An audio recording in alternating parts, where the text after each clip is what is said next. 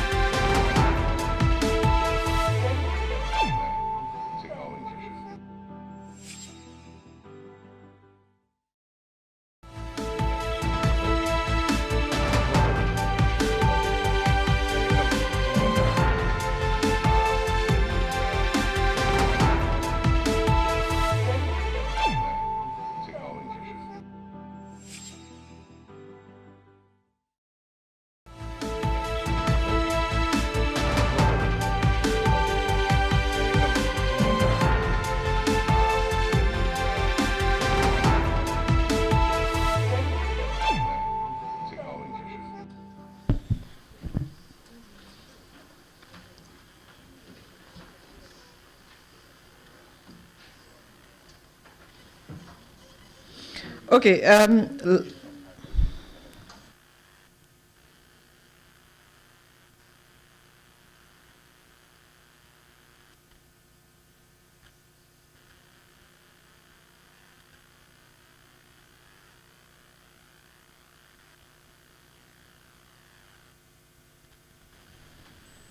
Okay, like I was saying, our theme for this year is digital sustainability, data innovation for post-COVID recovery in the Gambian context.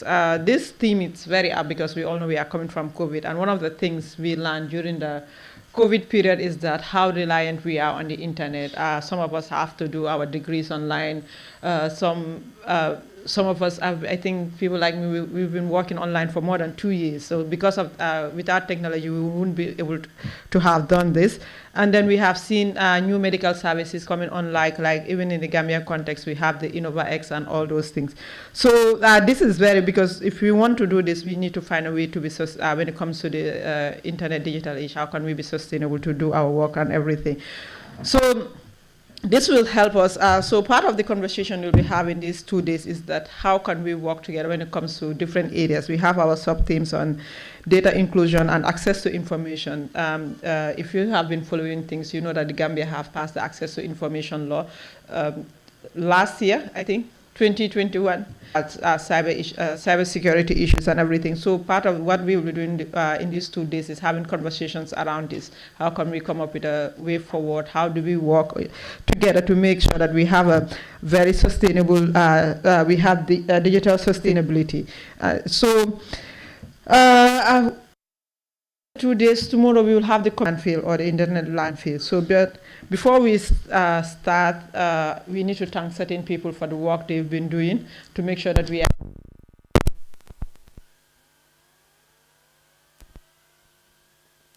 So we want to thank UNDP. They are the main funders for this year's IGF. We also have Gamtech, who also fund. We have ISOC, who Global IGF. But big thanks, Madam former chair, I don't know whether I can call her chair, former chair or whatever, but they are the ones who work on everything. And our main man here, he deserves a special thanks. Ponds, without Ponds, we wouldn't be having all these past IGFs we have been having these past years, and especially this year. We are here today because of him. He ran all the logistics, the finances, he made sure we had everything. So I think before we start, we have to give him a special round of applause. Thank you, Pons, for all the work you do. So, and I hope that these 2 days we will have very engaging discussions, and we all learn from the panels. Thank you all.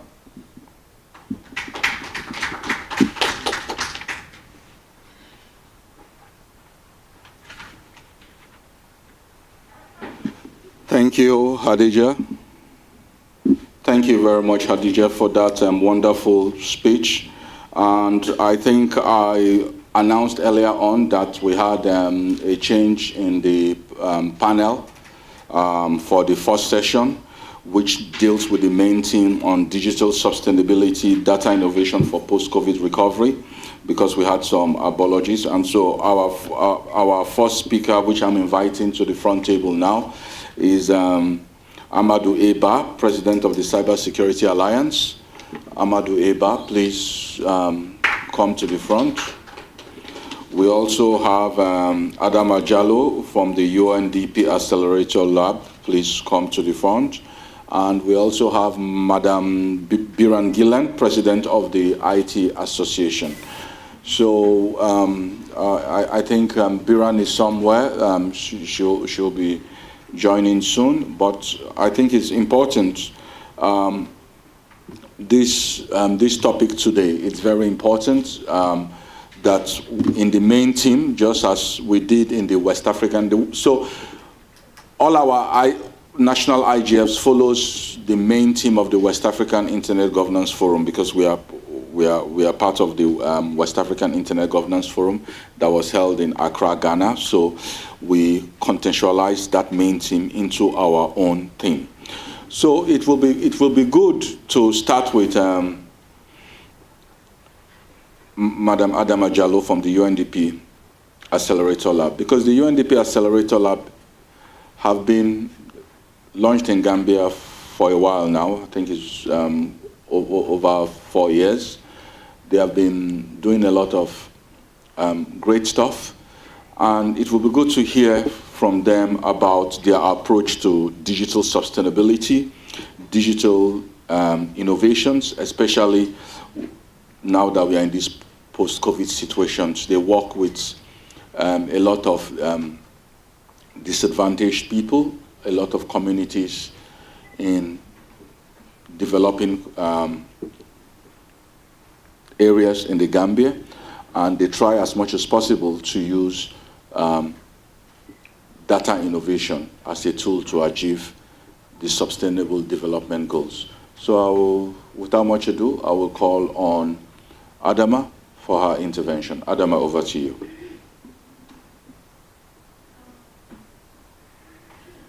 Thank you, Pans. First, I would like to say thank you for everyone that is here and for participating today.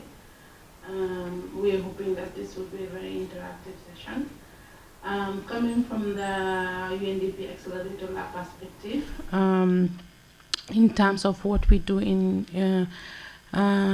relating to digital sustainability, actually it's part of our mandate, being an accelerator lab, to articulate or sort of elevate anything that has to do with innovation or digital being part of it. And we have been working with a lot of projects in terms of how to better bring in digital sustainability in the Gambia, especially in the vulnerable areas within the 5 regions in the Gambia. So when the COVID just struck, we had to come up with a rapid financing facility to ensure that we can tap into the vulnerable areas and try to find or bring in solutions.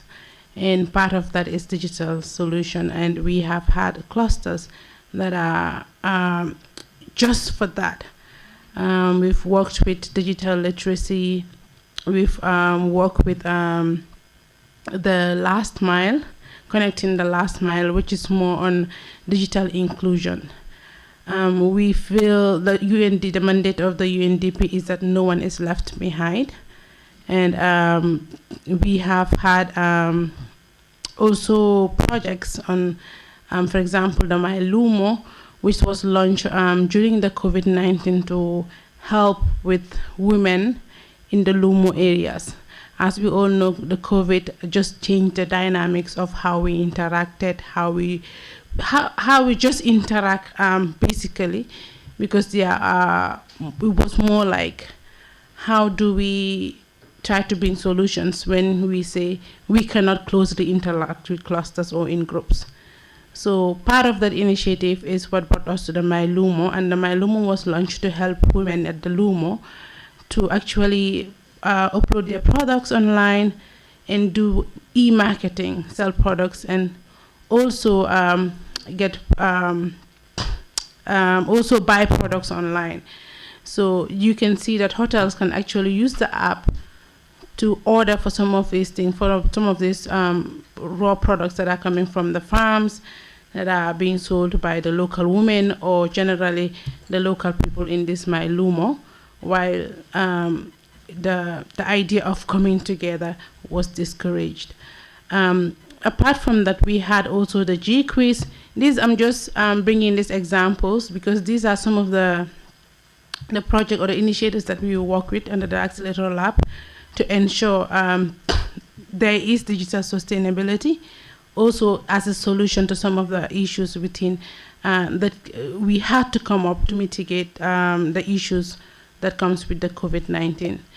And the GQ is also, as we know, there was secondary school, high school, there was examination, there was delays, the kids couldn't go to school. So the G-Quiz came in as a solution to help the high school students to have access to the WAEC exams and do their examination practices online when they had to stay at home and do most of their studies. So apart from that, we've launched a lot of applications, and we had other non-profit organizations apply for these packages to help in doing a lot on digital literacy. Yes, we might have digital solutions, but if we don't have the know-how or the knowledge to actually use the digital tools that we have, then we are still lacking behind. We still have a long way to go. So we're very supportive on digital literacy, and we've done a lot on that. That takes us back to inclusion and connectivity. No one is left behind. So what we might have the tools, we might have the training and all that, but how do we connect? How do we get to the platform that makes us all communicate and, reach the last mile or reach everyone to be on board? And then that comes the last mile project, which will bring in internet connectivity to the remote areas. We cannot provide connectivity to individuals, but we can start by connecting people at the remote area where there is no means of communication. So the idea is having this like a community network, a marketplace, and just mount the router, internet connections that people can actually go there and just do their connect online and do their online transactions. Yes, and also recently we've launched the Smart Cities project in Banjul, which was piloted in BCC to help with tax collections.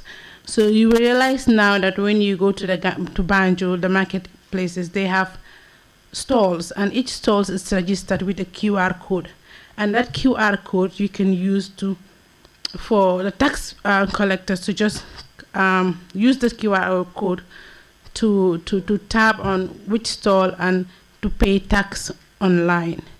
So these are just some of the strides. It may not be as big as but it's one step ahead towards digital transformation. So these are just few initiatives that we have been involved with, and I'll not take more time talking about this. I'm sure we will delve more into the issues and through the conversation. I'll let my colleagues take the floor. Over to you, Pons. Yeah, thank you very much. Sorry, we are trying to make sure. I think they're getting another wireless extension so that we can, our connectivity can be much better. So let me just wait for them to be ready, because this is a hybrid event. We have to get the connectivity right.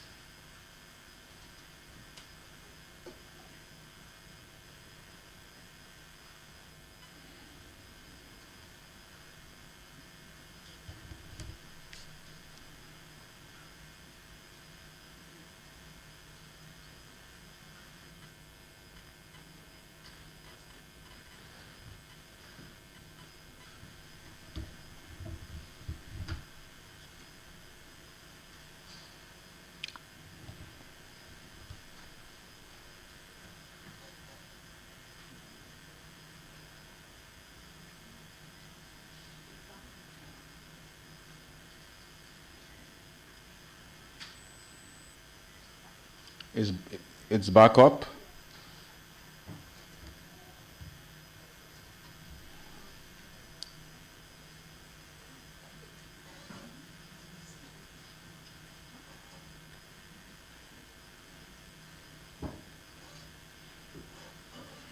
Okay, sorry for that. I would just, because we were offline for some time for the benefit of our online audience, I'll just allow Adam Jallo from the UNDP Accelerator Lab just to give a summary of what she said, please, for the benefit of our online audience. We have to be inclusive in this our Internet Governance Forum process. Thank you.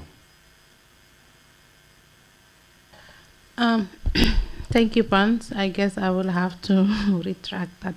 But yes, what I was saying is, for us coming from the UNDP Gambia Accelerator Lab, it is one of our mandates to actually support digital sustainability in the Gambia as a way forward and as a mitigation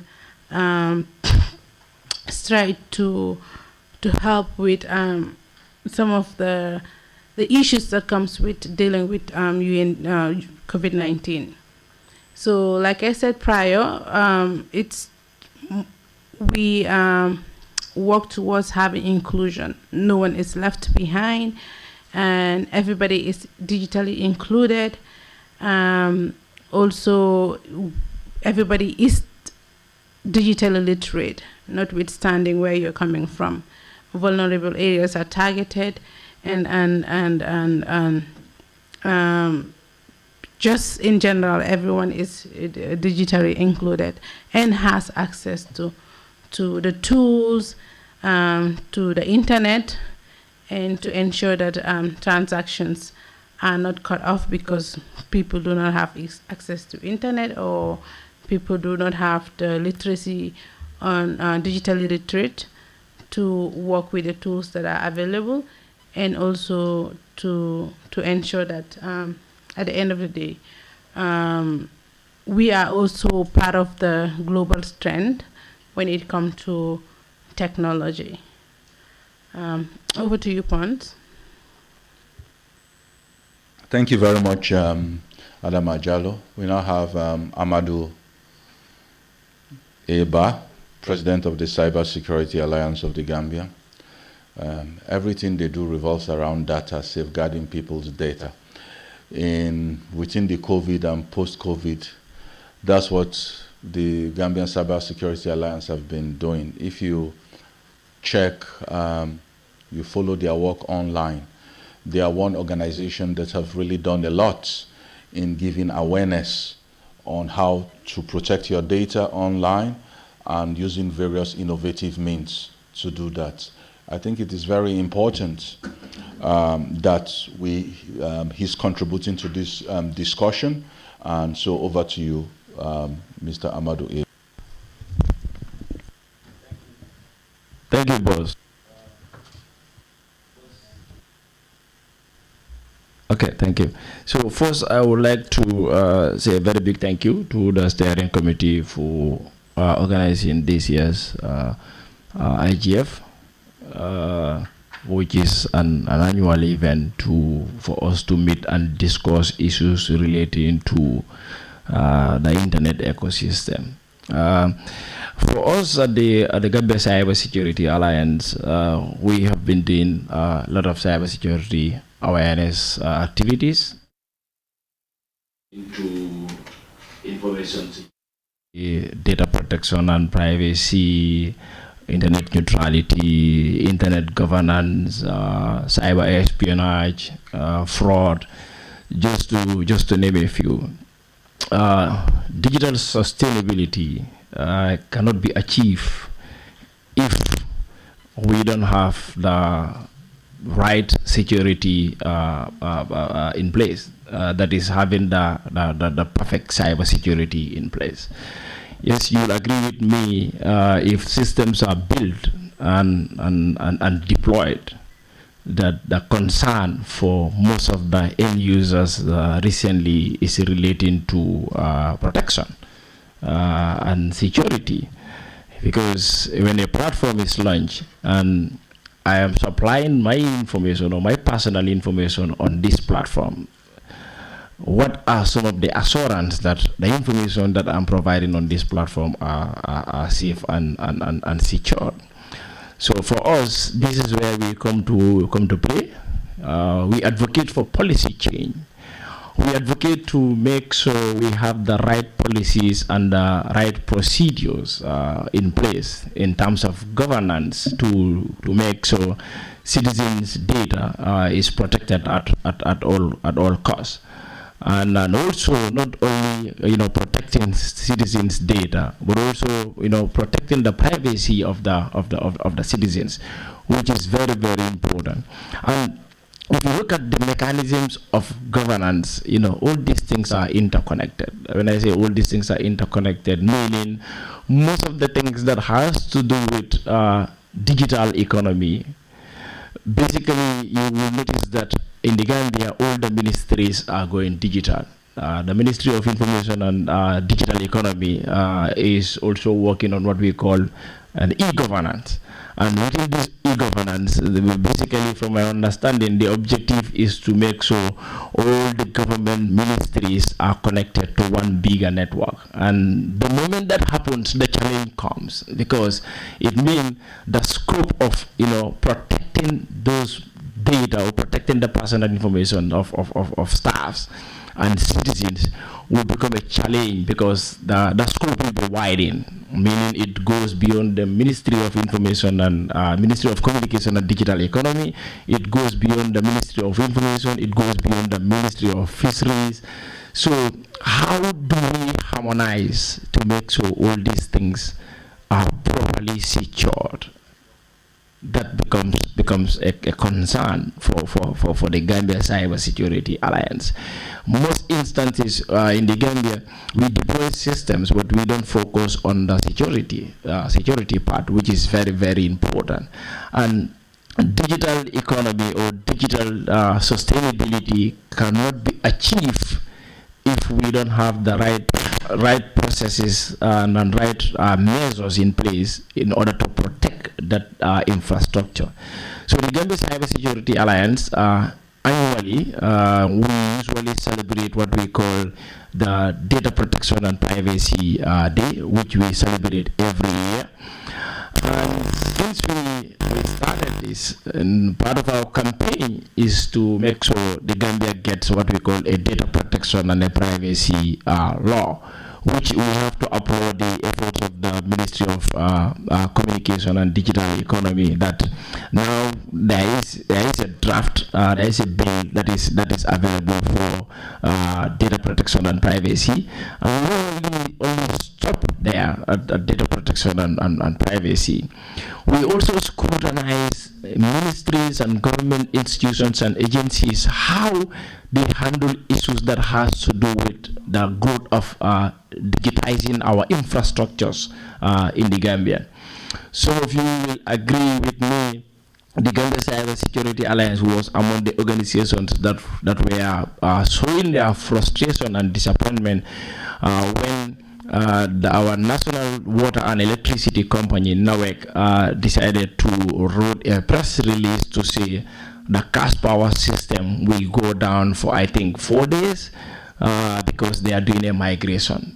So for us, from a security perspective, that's not an excuse.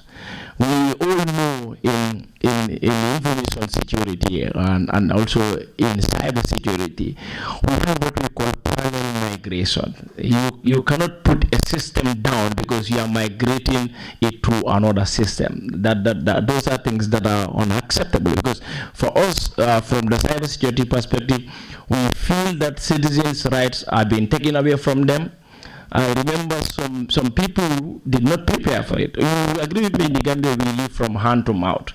You go to the market, you make your sales, you come, you buy $50 in cash power and put it in your meter. So if the provider is telling you need to prepare for the next 3-4 days, the service will go down, the next 3-4 days, it means this guy need to make sure he get at least a $200 or a $400 in order to buy that and put it into his gas power. So these are some of the things that we campaign for, and we see it as something that is really unacceptable. Coming to the security sector, the Gambia Cybersecurity Alliance is really concerned with the rapid growth of technological deployment in the sister forces, that is the security force.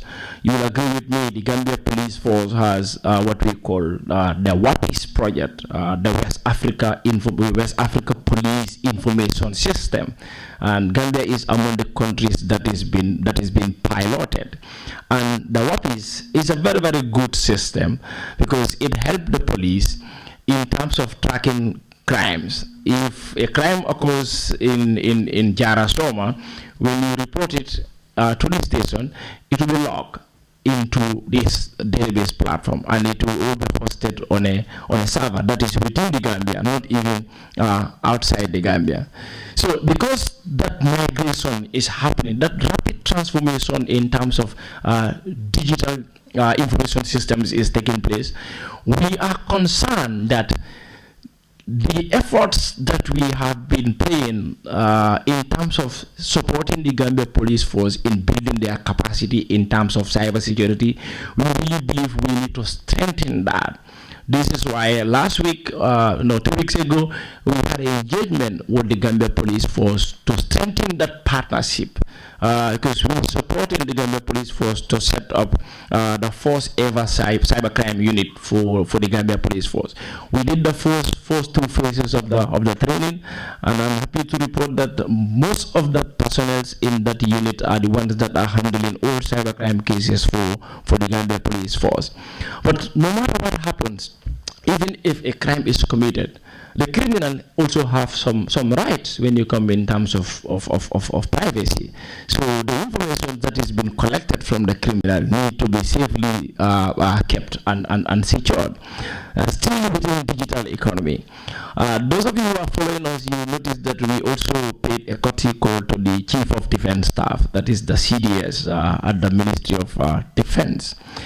The armed forces is the first line of defense for the Gambia when you come in terms of physical security. That is the perspective that we are looking at it. But I can tell you, the armed forces can also be the first line of defense when you come in terms of cybersecurity in every nation. We've seen the countries like US where they have the cyber command. Even our neighbors, Senegal, I was in Dakar 2 months ago on the security summit. They have the Senegalese cyber command, and this command comprises of all the sister forces. They created a special unit that monitors the Senegalese cyberspace. Now, coming to the Gambia, we have also expressed our concern with regard to protecting the digital space in the Gambia, which is very, very important. I believe some people will be surprised. Our country, looking at the way we are, we don't even have a radar. We call ourselves a serious country. So it means if any aircraft is to enter into Gambia's airspace, we can tell, because we don't have the digital equipment that is going to detect aircrafts in our airspace.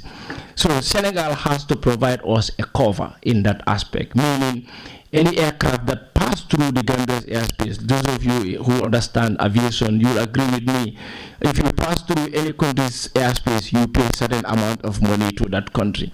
So for us, Senegal has to provide us with the statistics to the Gambia Civil Aviation Authority to say, Banjul, yes, this month, these are the number of flights that has passed through your airspace. These are things that are unacceptable. From a security point of view, we've seen some of these things as huge security vulnerabilities that no country should operate without. And we express our concern to the Chief of Defense Staff when we come in terms of also having military radars. If the Gambia Civil Aviation Authority did not have a radar to protect our digital space, that should not stop the military from having the defense radar to detect equipments, flights things that comes to our airspace. And honestly, we have a very, very proactive CDS, and already they have, from their level, they have also started engagements with other partners to see how best some of these things can be put in place. So all the things that we'll be discussing for the next 2 days, basically it's not only to come and focus on the good things, but also to look at some of the areas that we believe we need to improve on when we come in terms of digital security. And how do we harmonize the various platforms that governments are initiating? In the Gambia, it is sad, every ministry is operating in silos. Every ministry is operating on their own. You go to a particular ministry, they have their own database, they have their own, whatsoever. You go to another ministry, the same thing. Departments, the same thing. So things are not harmonized. And honestly, we cannot achieve digital sustainability, we cannot achieve digital growth if we don't embrace technology and leverage the usage of it. And in embracing technology, to leverage technology in order to help us in terms of economic growth, security is paramount. We can't just go without security. We have seen the cases of the passport. The passport is initiated and made by a separate company called Zetis. And the ID card and the driver's license is made by a separate company called Simlex. So in essence, it is very, very difficult for you to integrate these two systems because they don't come from the same mom and dad. Zetis is, I think, an African company, something like that, originated from Angola. I'm not very sure. Let nobody quote me. I'm not very sure. So Simlex is a European company. We all know. So how do the government make sure these things are harmonized? And harmonizing these things will help us in terms of digital economy, growth, border security, border surveillance, citizenry protection. It is very, very important. It is sad sometimes cases will happen within the police. For you to come and collect a specimen of maybe breaking happened, somebody break a door, you collect the specimen, fingerprints and all these things. But you don't have a platform where you need to cross-reference these specimens that are collected in order to hit a match for those fingerprints. So these are some of the things that we really need to look at as a country. We really need to focus on as a country. Those days are gone where we come to workshops or seminars, we sit down, we sweet talks, we go, and it stops there. Our boss Ponce will agree with me. You look at countries like Mauritius, a very, very small country. Their GDP in terms of digital economy is way too bigger than Gambia. And in the Gambia, whether you agree or you don't agree, majority of our GDP is coming from the ICT sector. How much money is the GSM companies paying as spectrum or licensing fees? $50 million every GSM. We have 4 GSM companies. That is $100 million. That is $200 million every year. ISPs did not come in terms of paying the spectrums and the licensing fees and all these things. ICT companies did not come.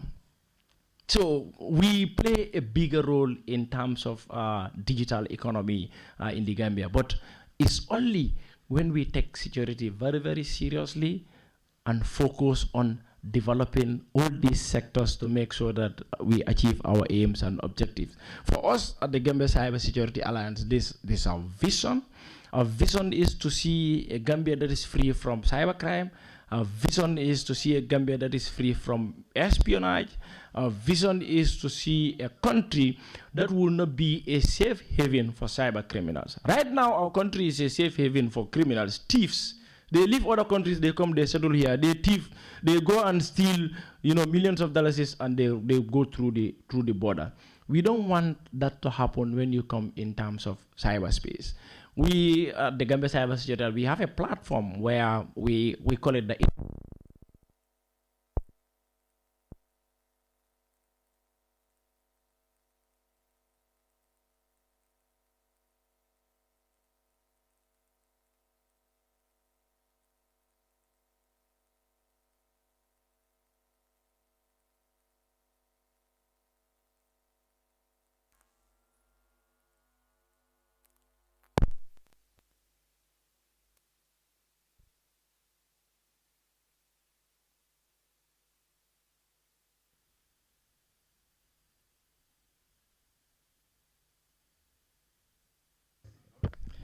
Okay.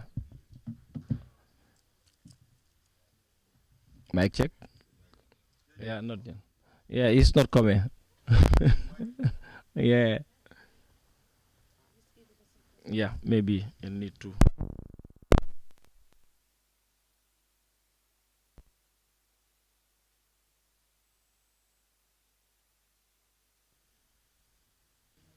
Mic check. Is yours working?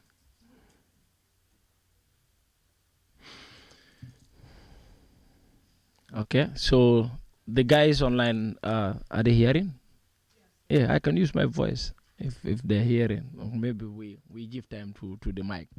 So basically, we have what we call the incident reporting platform where you can go to our website, report an victim of cybercrime or fraud or scam or whatsoever. So basically, this is how we used to assist people when you come in terms of cybersecurity and cybercrime. And we have been conducting series of activities, a series of activities in the area of awareness and trainings, to talk to people about online safety. Recently, we also launched another campaign that is fighting hate speech in the Gambia. You will agree with me, hate speech is becoming a serious concern on social media platforms in the Gambia. From the continental level at the Africa Cybersecurity Alliance, we engage partners like the African Union, you understand, we have the NEPAD for the French speaking countries. So we engage these bodies to see how best we can have a kind of a GDPR for Africa. That is like the European Union. They have the General Data Protection Regulation. How do we have a kind of a GDPR for Africa? And also, not only that, part of our concern also is to question the role of the African Union Cybersecurity Experts Group. What is their role? What is their function in terms of digital security and digital economy for Africa? What are their functions? And you will be surprised, the African Union must admit, yes, the African Union Cybersecurity Expatriate Group is there, but it's not a very, very strong, group that is operational. So when we're looking at digital economy and digital sustainability, these are all the things that we really need to look at. Let's not only focus on developing solutions, but also we focus on how do we make sure we protect these solutions and make sure the solutions, the level of security that is needed for those solutions are provided. Because we going online, and nowadays everything that we do is connected to the internet. Because it's connected to the internet, it means we have to also take security very, very seriously to make sure that our personal information and our whatsoever information that we are putting on the cyberspace is protected. Thank you very much. And back to you, Paul. Yeah, thank you very much, Amadou. You'll hear from him. One thing I know I like about him is very passionate when he talks about data in relation to cybersecurity, and you see how we linked everything together, the importance of data. And when we are talking of digital sustainability and data innovation for post-COVID, you'll notice that we should know that the importance of how we protect our data is very key, and how he gave he put in a lot of context on how different ministries are working in silos, and he gave a good example of, you look at our passports, you look at our driving license, our ID cards, they are all within run by various partners. But it's something I think we should all think about and look more. But we have someone from the National Youth Council here. They represent youths around the country, and I would like us to hear their voice, how they think of data and data innovation. The young gentleman, can someone pass the mic to him from the National Youth Council? Where are you? You're at the back there, right? Yeah. And introduce yourself, please. Yes, thank you very much. My name is Kutubo Khan from the National Youth Council. Yes, it's very important today to come and share some knowledge based on data protections and also to learn things that we also don't know and maybe to improve also ourselves in data protection and other areas based on data protection as well, because it's a key in an institute. So I will definitely would like to learn more so that when I go, we can also improve ourselves to the areas that are lacked with this saver or data based on data protection. Yes, thank you very much. I don't want to go further because there is a lot to learn from the gentlemen here. So thank you very much. Till before the end of the forum. Yes, thank you. Thank you. I think we lost our online audience. I don't know where our technical team. Today, I mean, this conference center has not done us well with for our online audience. So I think I'll just, if you have questions, if you have contributions, please do. I would like to hear from young people here. Please do ask questions.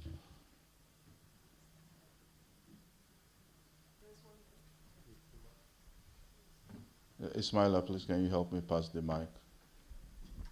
Yeah, good afternoon, everybody. And I say thank you to the organizers of this program. Maybe I'm violating your rule because you said you wanted to hear from young people. So I think you also permit those that are not so young to make their contribution. Yes, go ahead. Okay. The question I want to ask is this. I found the presentation of sorry, I think Madam Ba that made her presentation very interesting. I found it because your presentation was a kind of enlightening to me. The reason is that you mentioned certain things that I wasn't aware of. So you talked of the involvement of women, and as a gender person, that's of great interest to me. That women are being empowered to participate digitally. But the question that came to me when you were making your presentation is, was there a prior training? Was there any prior training? Now that you said you've made, you've placed routers in some marketplaces so that women can participate digitally. I'm interested in asking whether there was any prior training to enable these women. You know, we know that most of the women in the market, you know, are largely non-literate, you know. So was there any training? That's the question that was coming to me. Thank you. Thank you. The name is Adam Majalo. I think, yeah, I didn't do that introduction well, but it's Adam Majalo. And thank you for that question. Just to make few clarifications with regards to the internet, which is the community internet and the last mile connectivity, we are in the process of implementation. We are working to get it ongoing and onboarded. But it's not yet in place. But these are the initiatives that the UNDP Accelerator Lab has. So just to clarify that it's not in the markets, yes. And we are targeting the rural areas as of now, and the 36 vulnerable areas within the 5 regions. Going back to the other question, that is trainings, and we've launched quite a couple of digital literacy training. Going back to the MyLumo project that I've mentioned earlier, yes, the Lumos that were targeted, after launching the app, we had women trained on how to use the app after the launching. So they are very much onboarded with how to use the app and where to download it. And if you have products that you want to upload online, for advertisement, digital advertisement, and so on and so forth have been in place. Yes. I hope that clarifies it. If you need further clarification, just let me know. I'll further give it out. Thank you.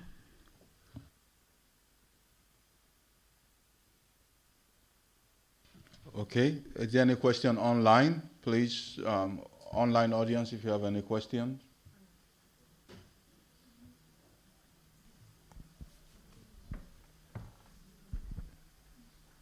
Does anyone online have any question? Yes, I have. I want to ask a quick question. Thank you very much. I want to take this opportunity to thank the organizers for... Please, can you introduce yourself? Yeah, please? My name is Dauda Bayo. I am representing the network of agricultural communicators, but an editor of an online media, Bio Network.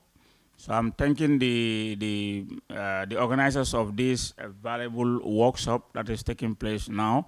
I have a question for Mr. Jallo down there concerning data security. Mr. Ba, yes, yeah, Mr. Ba. So what are some of the vulnerabilities that the Gambia as a nation can have once we are banking on Senegal in terms of internet? If despite we have the AC cables here, but still banking on Senegal as an internet backup.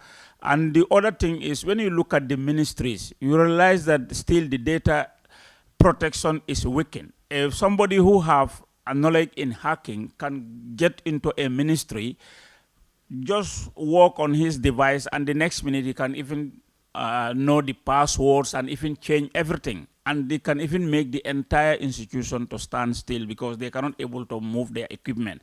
So what effort is your organization or this organization is doing so that line ministries, government departments, and even the parastatals can strengthen their data protection? Thank you. Thank you. Thank you very much. I think that's an important question. Yes, so coming to... Boss, do we have Mr. Jabi in any of the panel this year? Okay. Okay. So coming to the issue of us relying on Senegal for internet, just to put this into context, we're not relying on Senegal for internet 100%. We have the ACE. The ACE goes through Lisbon, that is Portugal. It means from Gambia we land to Portugal directly. So we only go through Senegal when the ACE is faulty. Do you understand? So we go to Senegal as a backup. You understand? But in that process, I think this question should go to ACE cable. The question comes that I always keep asking. We are going through Senegal. Are we going through lead fiber or dark fiber? This is the question that we should ask, which is very, very important. For me, I don't have answers to that question, whether we're going through lead fiber or we're going through dark fiber. Because if you're going through dark fiber, the corresponding country cannot read anything, and everything is encrypted. Do you understand? If you're going through lead fiber, there is high tendency that the corresponding country can read every pocket that fly through that cable. So that is something that I think everybody should keep asking. We should keep asking that question. I keep asking that question. Still, we don't have answers to that. Yes, sometimes there are certain things that people will tell you, these are issues of national security. Issues of national security, but as Gambians, we need to know if we are routing through Senegal. Are we routing through lead fiber or dark fiber? Coming to the aviation, radars are very, very important when you come in terms of flight information. They provide the position of the flight. They tell you the accuracy of the flight. They tell you the distance between the country and the landing area. And in aviation, they have what we call trunking of communications. That is how flights, pilots transition from country A to country B to country C to country D up to the country that they are going to land. So aviation is just like cybersecurity. It's a collective responsibility. If you fly from Casablanca Casablanca will escort you up to the time where their Colina communication stops, and they will hand you over to the next country. They will not just hand you over like that. They will make sure you establish communication through a secondary comm with the other country before they will hand you over. So Senegal, we get radar support from Senegal. This is since during Sadauda's time. It's not something new. It's since from the First Republic, and it's still happening. So when you come to landing, that is where the most important part comes. That is our international airport. There are equipments that support landing that we don't rely on Senegal. That is where the most dangerous part comes. But thank God that the airport has equipment, that handles that when you come in terms of landing. That entire data, everything comes to it. So how exposed is the Gambia in terms of data protection? I think GMC-SAT will be in a better position. The Gambia computer security and information security should be in a better position, because they scans the Gambia airspace, cyberspace. They have a monthly report that they provide to central government to say these are the institutions that are vulnerable, that are also having some weaknesses in these social areas. So those are some of the, for us, what we can do is to advocate, make noise to make sure government hears what are some of the things that are happening in cyberspace. Thank you very much. I think one more question, and I will hand over, after that intervention, I will hand over to Hadija Jawara for the next session. So Hadija, please get ready. Just take this last question.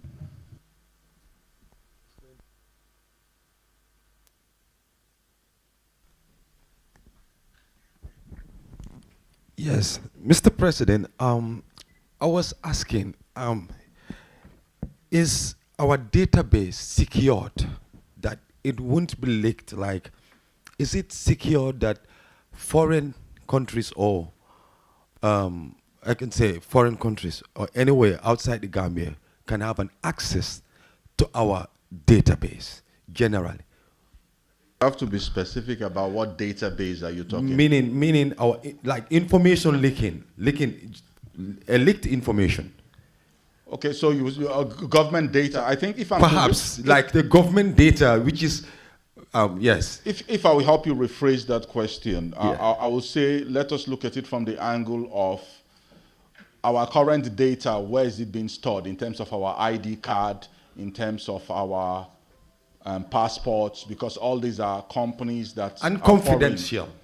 Yeah, confidential government data. So Amadou, you deal with all these things. So over question, you won't see my face for now. Hadija will be coming in after this question. Hadija, be prepared for your session. Okay, so thank God, GMC-SAT, the representative is here, Dauda. Maybe we'll give him the floor to delve on the first guy's question.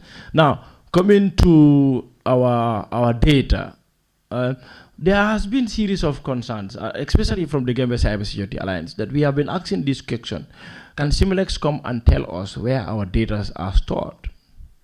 And we keep challenging the Gambia Immigration Department to say, Gambia Immigration Department, you need to tell Gambians where these data are. You see, I'll give you an example.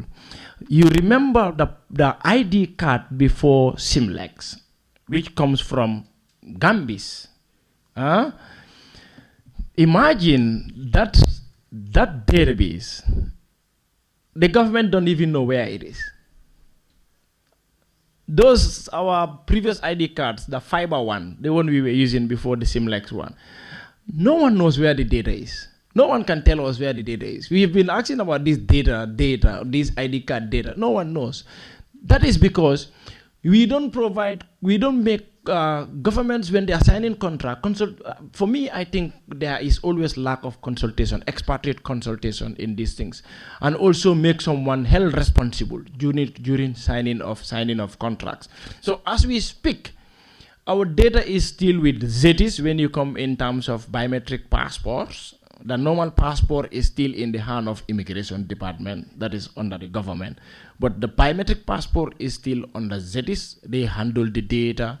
You understand? And for Gambia Cybersecurity, we keep asking this question: do government even do audit? We don't provide we don't still have answers. We want to know who in the government conduct, quarterly audit, to go to ZETIS and find out. We came to audit the data. Is the data available? Which servers are hosting these data? Show us proof. They go with experts. Experts should be there to verify these things, just to confirm that yes, the database is here and the servers are in the Gambia, our data are in the Gambia, and not only confirming, but also performing some level of vulnerability analysis to understand whether there are any backdoors that somebody might be out there, out of this country, that is stealing, or where the server is forwarding these informations to outside servers. We need to ask that question. There was a time I asked myself this question. I always said, people always say, Gambia Immigration Department, they go to Europe to go and do verification of Gambians. I'll be like, but we need to understand, do we go through the contract we have with Simlex? Simlex is a EU company. It's within the European Union. And within the European Union, they have what they call the General Data Protection Regulation. So for me, my feeling is, you think if EU requested some information about some Gambians in abroad that have passports in the Gambia and national ID cards, do you think Simlex will be in a position to say no? The European Union can use the GDPR against them. So this is something that keeps lingering in my head, and I can't still have answers. The Gambia Cybersecurity cannot still have answers for these things, because they are very, very important, that somebody somewhere have to be responsible to provide answers to certain things. You even go to immigration, you have an interface with the public relation officer, you ask them about some of these things, they look at you as if you are speaking Japanese. So somebody have to be responsible. Thank you. Yes. The first question before for James is that he's asking what was the question. That's going to be. Yeah, I think he wants to know the status of vulnerability of the Gambia cyberspace in general. Yes. Oh, okay. Good morning. Thank you for that question. To start with, I am Dauda Jata, GMSAT analyst. Probably for those of you who don't know, GMSAT is a new entity that was recently set up, and then it is by Moishi with the help of ITU, and then it is being spearheaded by Pura. So it is under the Directorate of IT at Pura for now. So basically, what it stands for, it's a Gambia Computer Security and Incident Response Team. So basically, what we do is we are mandated to look into the security aspect or security incidents that are happening. But for right now, we are very limited with our scope. But as time goes on, we will expand. So just to come to answer your question, yes, there are many vulnerabilities in the Gambia cyberspace, just as in any country, okay? But at GMSAT, what we're doing right now, we do provide security advisories from the threat feed that we normally get daily. And then mostly what we're doing right now, we are focusing on our key constituents. Because right now, you have to limit your scope, and as time goes on, you expand. So right now, what we're doing right now, we're targeting the key institutions, like the banks, like the telecoms, and then key government entities. That's what we're doing right now. Okay, so yes, there are many vulnerabilities when it comes to cyberspace in the Gambia, and that we are monitoring every day, and then we do send out security advisories and the measures that are necessary to make sure that they are addressed. I hope that answered the gentleman's question. Do we have any more questions? No? Thank you, Amadou. Thank you, Adama, for that interesting discussions. Thank you. Okay, we now move on to sub-theme 1, which is, and the topic for that is digital inclusion and access to information. For this session, we have from Article 19, Bintu Jete, but Bintu Jete is running late, so she'll be here very soon. For the representing the Gambia Bar Association, we have here Ami Toure, And from Pura, I'm not sure who is here speaking for Pura, because I see some people here from Pura. So who's on this panel? And from Director of Information Services, we have Madiba Silla, the Principal Information Officer. You are all invited here.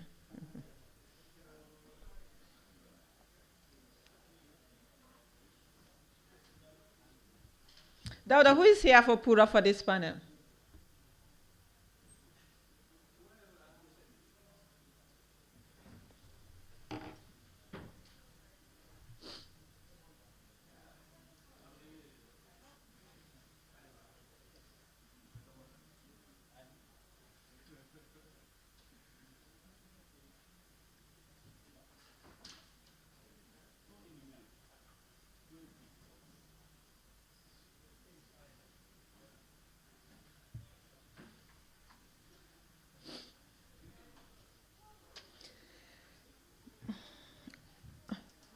Okay, I will start with Madiba, since you are the Principal Officer for Access to Information.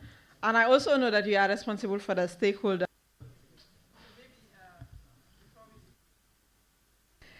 Maybe you can just give us what's the status now? Because the bill is supposed to, I know that next year it's the implementation should start, but what are the plans in place right now? What is the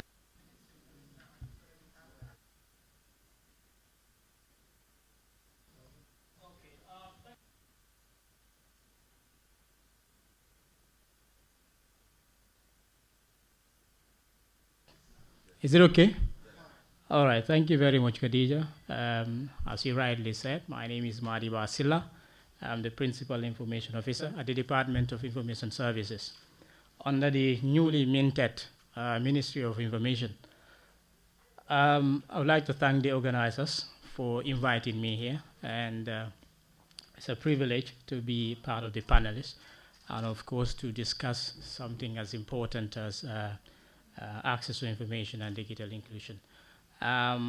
To begin with, I think before I talk about the status of the 8'h law or act, I think it's important that we remind ourselves as to our historical experience. We're coming from a very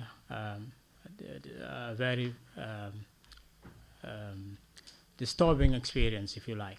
Coming from an era where access to information was a difficulty, and it wasn't easy to access public information. So, with the change of government and the understanding and the appreciation of information, we were able to have Access to Information Act, which was enacted and assented to, I think, last was precisely.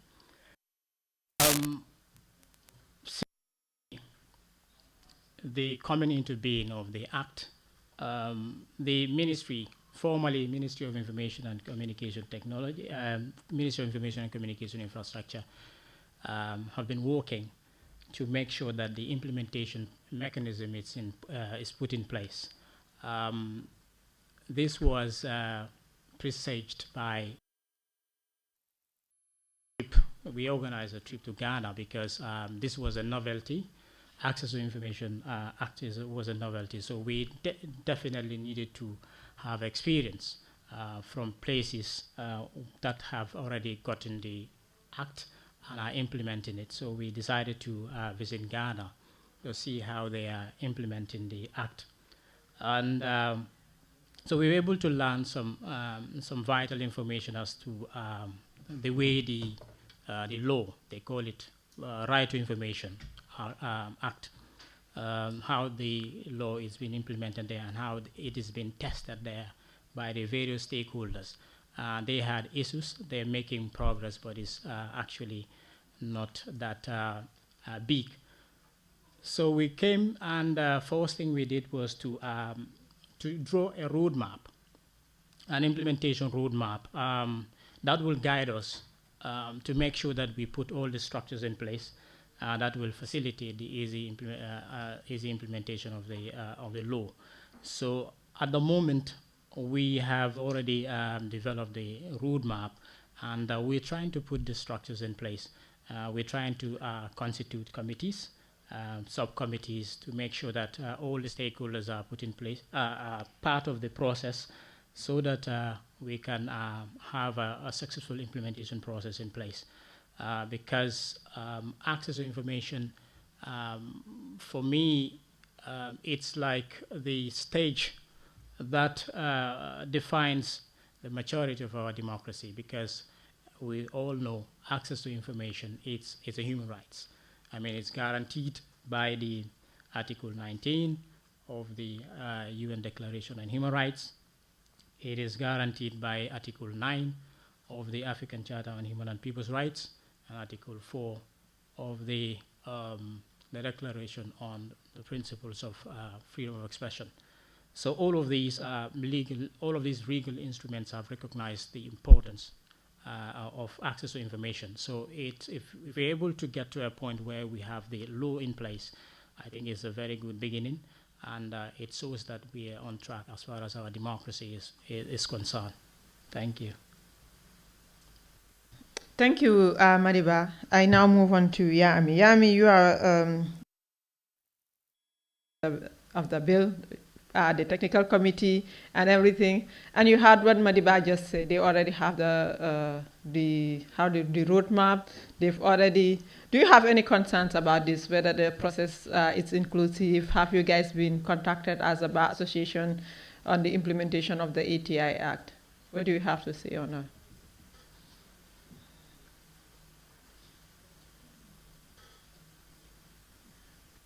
Okay, thank you. Good afternoon, everyone. I think before I go any further, I'll just like to ask the room, how many of you know that we have an Access to Information Act in the Gambia? Raise your hand. Don't be shy. So some people do, but we also have people that are out here that do not know that we have an Access to Information bill.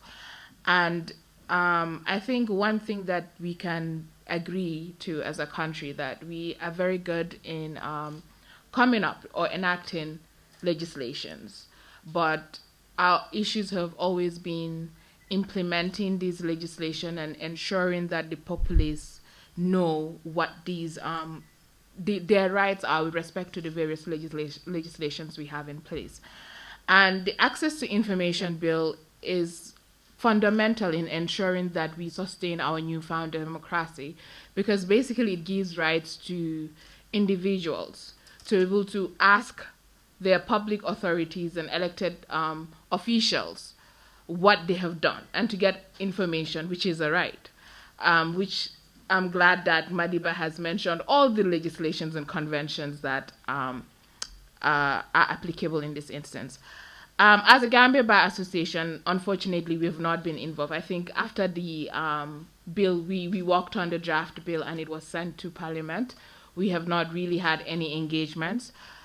But we also have a concern with respect to the fact that information is not really being shared, not only with stakeholders, but also with the citizenry at large. Because there's no point in having an Access to Information Act in our offices and it gathers dust. Once the people out there do not make use of it, then there's no point having the bill or the law in place. And there's also this misconception that the Access to Information Act is just for journalists. No, it's for every single individual that is within the jurisdiction or even outside of the jurisdiction of the Gambia. It gives you the right to walk into any public office and ask, hey, OIC, this money that you're using to walk on the roads, can we see how you spent it? You know, that is what the Access to Information does. It gives power to the person out there. So I think I applaud the fact that you've gone to other countries to see how it's being worked on. And I also appreciate the fact that you guys, you say that you've worked on an implementation roadmap. I think it will be important for these things to be shared so that people know that currently this is what is going on and that these are the steps that the ministry or the department is taking to ensure that we have a successful implementation of the bill. But also you do further engagements, you do communication, and education is not just, or awareness raising is not just for the people, but also people that work. All these ministries have to appoint an information officer. All these ministries have to make sure, because there's a provision for proactive declaration. So that these ministries or these government offices also know that they have a responsibility of not just waiting for people to come and ask, but providing the information before people ask. So I think a lot more work needs to be done. I think you need to be more open in terms of consultation, but I would really applaud the strides that have been taken so far. Madiba, Bintu raised a lot of, Yami raised a lot of concerns when it comes to the process not being very inclusive. And one thing I do know for a fact that was when the bill was drafted, until it reached Parliament, the process was very inclusive. I think this was the first time in the history of the Gambia we have the government and the civil society working hand in hand to draft something, and which all of us are proud of. So, and now it's time to implement, and those who were key in drafting the bill are complaining that the process is not inclusive. So what can you...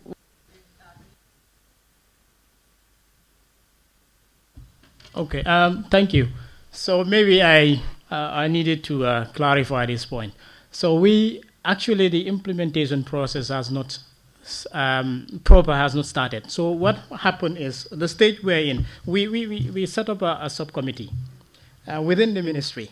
So it was the subcommittee that was working on the. So part of the steps is to set up a committee. So the committee will include everybody, where in the public sector, the civil society, because this is what we learned from Ghana. So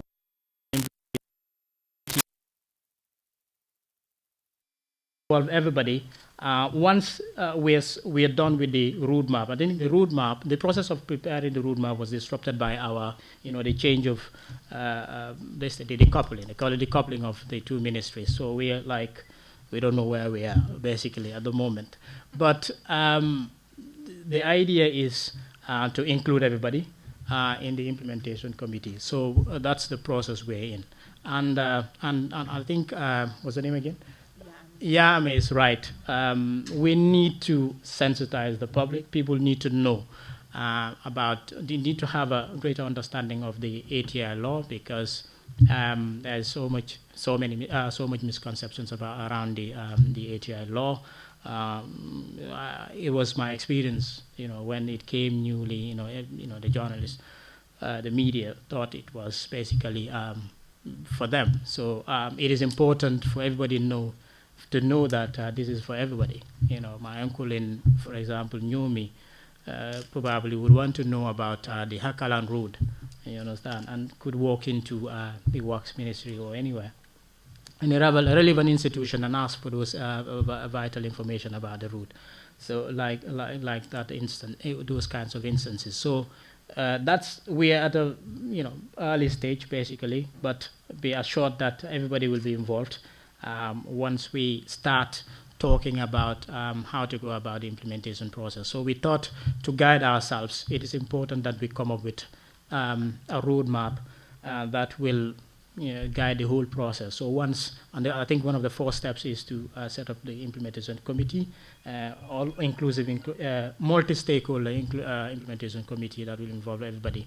And then also we are trying to draw an implementation strategy, trying to involve maybe an implementation strategy that will help get us a better understanding of how to go about the implementation process. Thank you. Thank you very much, Madiba. We now welcome Bintu Jete from Article 19 on this panel. And Bintu, mostly Article 19 speaks on the right of the ordinary person like me and you here. So, and then we are in a process of implementing the 8'h law in what are some of the things when it comes to the protection of the rights of the persons in the issues of access to information, and the ministry is about to implement? What are some of the measures you think they need to put in place so that we have a successful implementation of the act, and also to make sure that people's rights are guaranteed when it comes to accessing information? Khadija, good afternoon, everyone. My name is Bintu Jaite, as she rightly mentioned. I work with Article 19. I'm actually not late because you gave me 12:30. So yeah. But yes, back to the question that you just mentioned, and perhaps just to link it to what the other panelists had actually already mentioned. So when we talk about inclusion, we are looking at an equitable access, an access that is equitable in that every person or every individual should be able to have access. I'm not sure what synonym I would use in place of access, but we all know what access means. And so for the access to information law, for instance, to a large extent, it has been very inclusive. And whenever we report on some of the achievements that the Gambia has actually registered over the past 5 years, the Access to Information Bill and the process by which it was enacted is actually a flagship process or procedure that we always mention. Because flagship, why? Because it was civil society led. Like I met my fellow my colleagues on the table mentioning, it was to a large extent civil society led. And by this process, it allowed civil society and other relevant stakeholders to have a say at the table. So the most common way that the Access to Information Bill and its enactment, the process, etc., is usually described is that civil society were a part of it from conception to enactment. And so in order for it to continue to be inclusive, there is the need to ensure that there is continuity in inclusion at every stage of its implementation. Now, from the ministry, we've heard that they're currently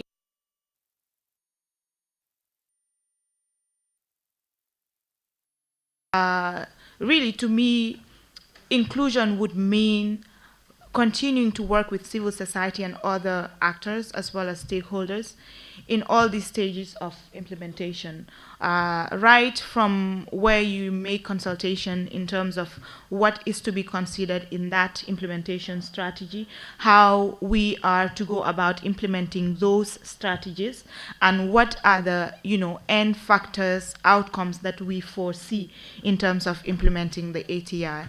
Because at the end of the day, the ministry alone can't do the work. It has to be a collective responsibility. They, as a state, they are a stakeholder, and we as civil society are also a stakeholder. And in fact, in dissemination of information generally, access to information is such that sometimes they need information from us, just like we need information from them. And so, it's vice versa. So just like you said, one of the ways in which implementation can be done to ensure that people's rights are protected is to include them in the process itself, right from consultation. Let the voices of the people be heard. If you look at the TRRC, for instance, just an example, when the Victims Reparations Bill was being introduced, so there was a consultative meeting that was being held. And one of the key recommendations that actually came out from the victims themselves was that the model that was used for the Access to Information Bill should be the same model that is to be used for the Reparations Bill. So this is to say that the process is already appreciated, and for people such as like victims to see that the process was so inclusive that they would also want a bill that actually provides for their right to be done in almost the same way, it speaks volumes. So really, the Gambia has done a great job in ensuring that everybody comes together and give their take and have a say in a bill that is very much important. So yeah, consultation is very key. Thank you, Bintu. I will now open the floor for questions. If you have questions, you can just raise your hand. We have the mics now. Yep, gentleman over there. The mic is in front, so maybe you can come.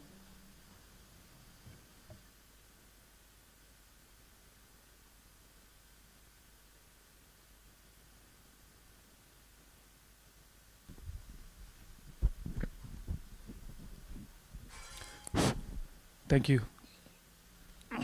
Good afternoon. My name is Yunusa Ba.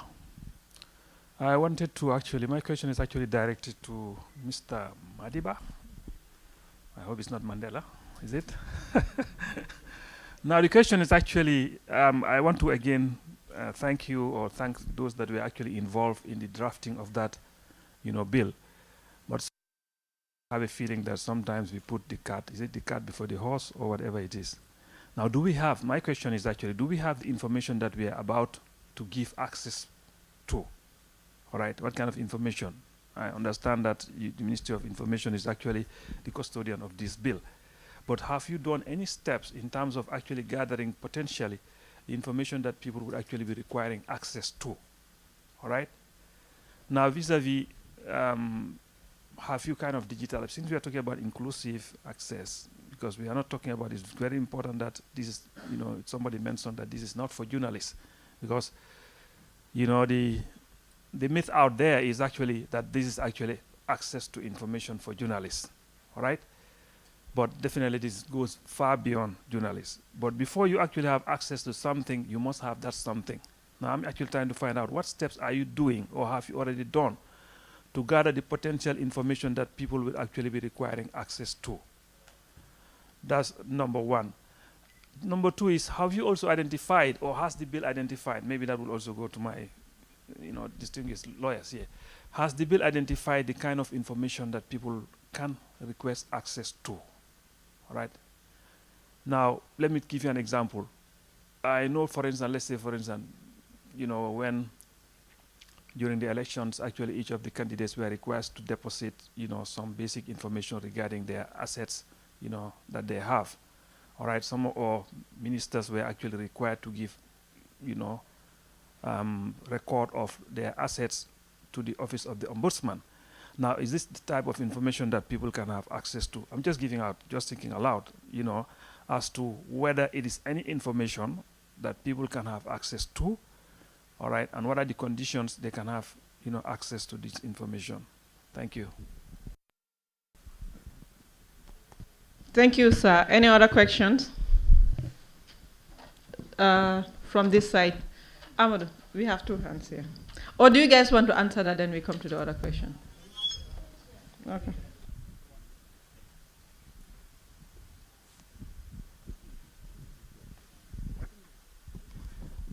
Thank you very much. My question goes to Madiba. Madiba, just as the previous speaker have just said, as journalists, do you factor where you go to a department or a ministry and then you are told that, no, this is a classified information, we cannot give this information? Or in future, whether you people will also capture an opposition leader walking down to a ministry or even government department trying to collect some information, that they will not be rejected to say, no, if we give you this, we are going to use this against us or some things like that. Whether your people are factoring all those things regarding this access to information bill. Thank you. Good afternoon. I am Maimuna Bajbande. My question goes to Madiba. I want to know what are some of the good mechanisms you put in place to see this access to information bill being implemented as soon as. Thank you.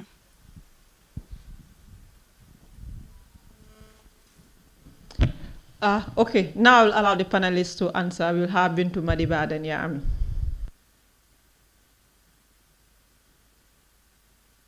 Madiba. All right. The first question is the kind of information that, if I get you right, you're asking whether we have identified the kind of information that that could be, asked for. And what, if I get it right, what other information are not to be disclosed? Is that what the question is? The second question is about. Okay, so the first one is these. So the bill is the act. You know, you kept on referring to the bill. I think there's a difference between the bill and the act. So it's an act now, isn't it, a bill? So the act actually refers to public institutions. Okay, and once you are a public institution, once you know an institution has been identified as a public institution, all the citizens have the right to request information from there, and you know you are obligated as an public information holder. You are obligated to give that information. Now it could be any information, like I said at the beginning. It could be any information that has to do with that it's into public interest. So I know the Act have required us to produce what they call information manual, okay, to the information manual to the Information Commission, because you know we are required to set up an information commission.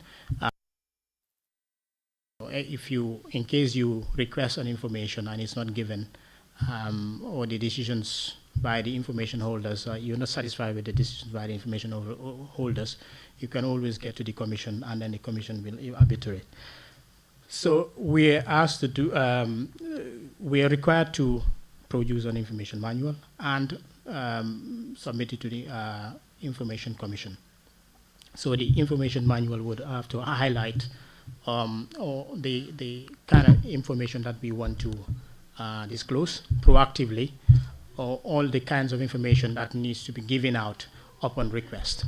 So we have that identification, but as to what information people will be asking for, specifically, we may not be in a position to tell that, but we know anything out there that is for public interest, we are obligated, all the information, all the public institutions are obligated to give them out. So again, the Act, you know, has specified all, some of the information that need to be disclosed, and some that need not to be that could not be disclosed.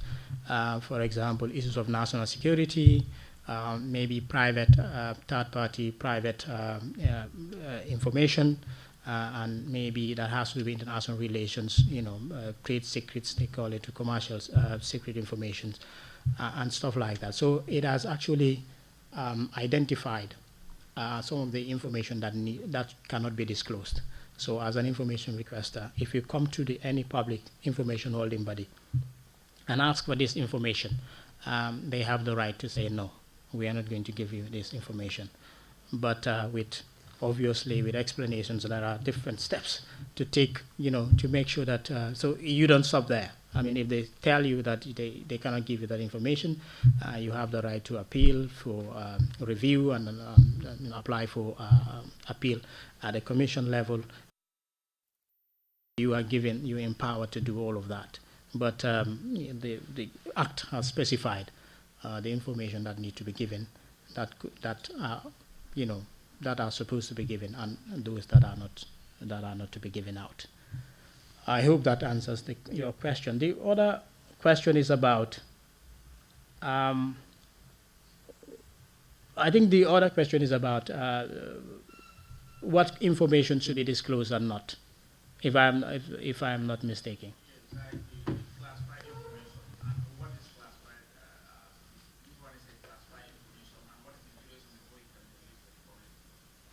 Yeah, so as I said, so the Act, you know, has identified, it may not be exhaustive, but the Act has identified some of the what are classified information and what are not.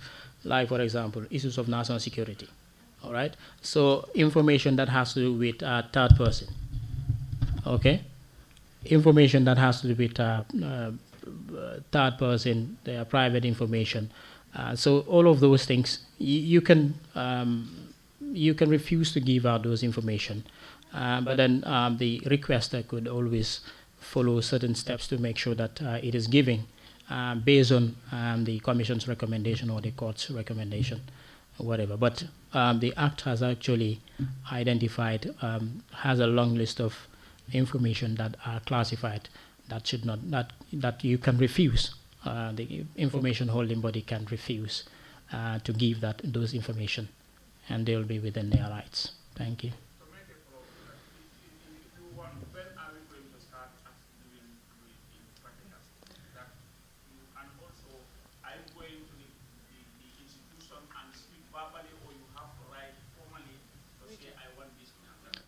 So it's written. You write to request for information, and the institution or the body would have to reply. And I think there are timelines giving. For example, if you request for information, you are supposed to be giving that information. A decision is meant to be made within 21 days, I think. And once that period has elapsed, you are expected to give out that information. So it's mainly written. Yami and Bintu, do you want to add anything to that?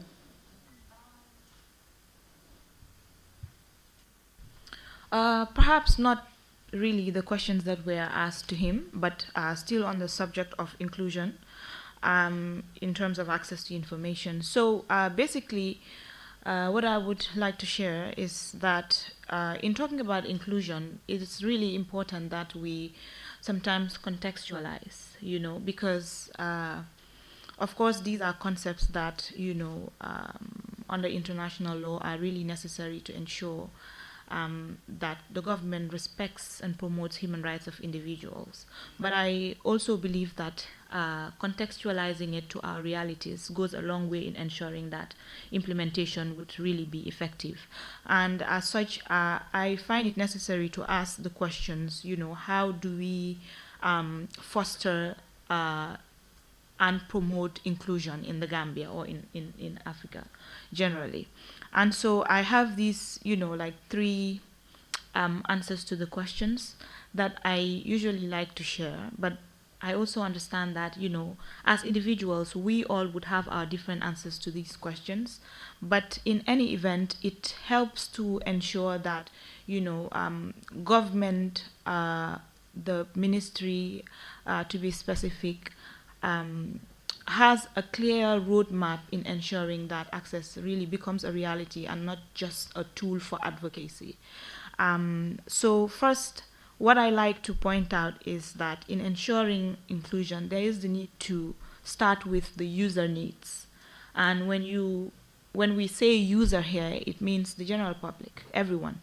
Because at the end of the day, everyone needs information somehow for something. Be it the researcher, be it the teacher, be it the engineer, be it the lawyer, we all need information. Like you rightly mentioned, this is not just for the journalists or the media practitioners, it's literally for everyone. From that patient who goes to the hospital to find out information about a particular infection or disease or etc., to that student who is conducting a research for a homework. We all need information. So let us not just see this as something that belongs to the media. It belongs to every one of us. At every point in time, we need information. And so, understanding what the needs of the users are is very vital in curtailing, implementation strategies, etc., to these needs. Because it is only when we conduct needs assessment to gauge, what the public needs and what it doesn't, then we are able to distinguish, what we ought to follow in terms of implementation, etc. Now, when we talk about user needs in the Gambia, there is this very important issue of understanding that comes into play. Because in order for people to appreciate a particular law, there has to be an understanding of that law or policy or regulation, or be it what may. Now, in the Gambia, let's take, for instance, the fact that the 8'h law is written in English. So it specifically caters for only that portion of the population who are elite, who are educated. How about that, that farmer in rural Gambia who has a farm, plays a very pivotal role in the development of the Gambia. but has no information in regards to what type of fertilizers to use or other information that would aid him or her to be able to carry out their socio-economic activities. How do they obtain this information? Do they even know that by law they have a right to access these type of information from, let's say, the Ministry of Agriculture? What are the processes that are there in place to ensure that this Gambian who doesn't speak or understand English is able to approach the Ministry of Agriculture and obtain information or request for same? And they should, by law, be able to get it, you know, in a way that they understand. So understanding here plays a very pivotal role. And it is obviously the ministry's responsibility to ensure that in the implementation strategies that it is going to set up, that they come up with implementation mechanisms that would allow the ordinary Gambian who's not educated to understand the content of the access to information. There is therefore the need to simplify these laws and policies in languages that the Gambians understand. It is only then that we would have effective implementation, because otherwise we would only be catering to a very minimum number of the Gambian population. So that. The second aspect is to improve access. And a simple way to put that or to answer that question is basically to stop making things difficult. Because when you talk about access to information, this deals with procedures or... Bintu, if you say to stop making things difficult, maybe you need to elaborate on that. Because when you talk about access, it has to be easy. When you talk about access, like I said before, I'm lost for a synonym to replace the word access with, because it's self-explanatory. Access, it means to be able to obtain, to gain, you know. And so if there are processes or procedures in place that are so difficult that when the requester makes a request to obtain a certain information, it takes too much time, or the process is so cumbersome that the user or the requester would now, ask themselves, do I even need this information? Then there is a problem, because then there's no access. By access, we mean having in place procedures that are simplified to an extent that the ordinary Gambian can walk into a ministry or a state office or an institution and obtain information freely without any cumbersome processes. So that is why an answer to this step, that is to improve access, that I just decided to put there, is stop making things difficult. Now, in terms of online access, for instance, sometimes the ministry, by virtue of the fact that, of course, we are all working towards a digital transformation, would have certain information that are published on websites, on other digital platforms, etc. And actually, by virtue of provisions in the Access to Information Act itself, there is a responsibility placed on state institutions to proactively disclose information.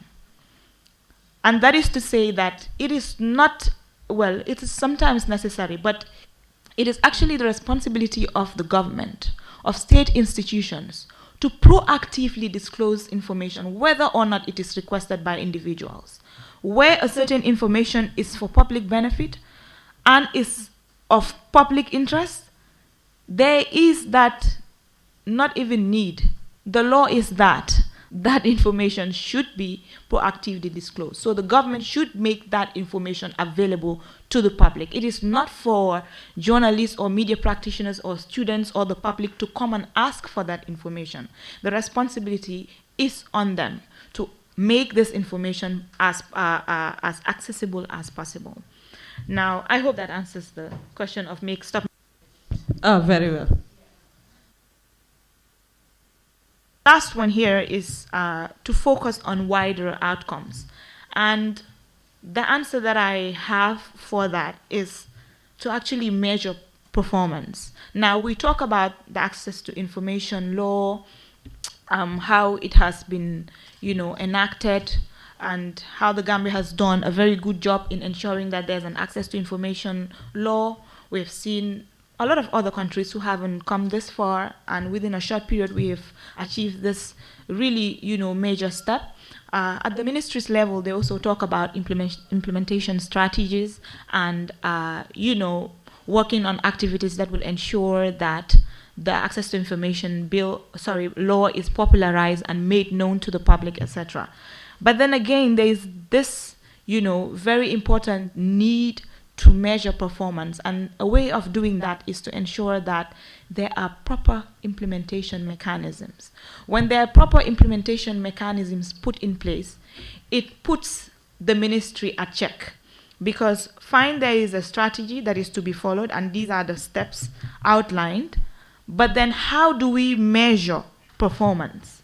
How do we assess that these implementation strategies are in fact effective?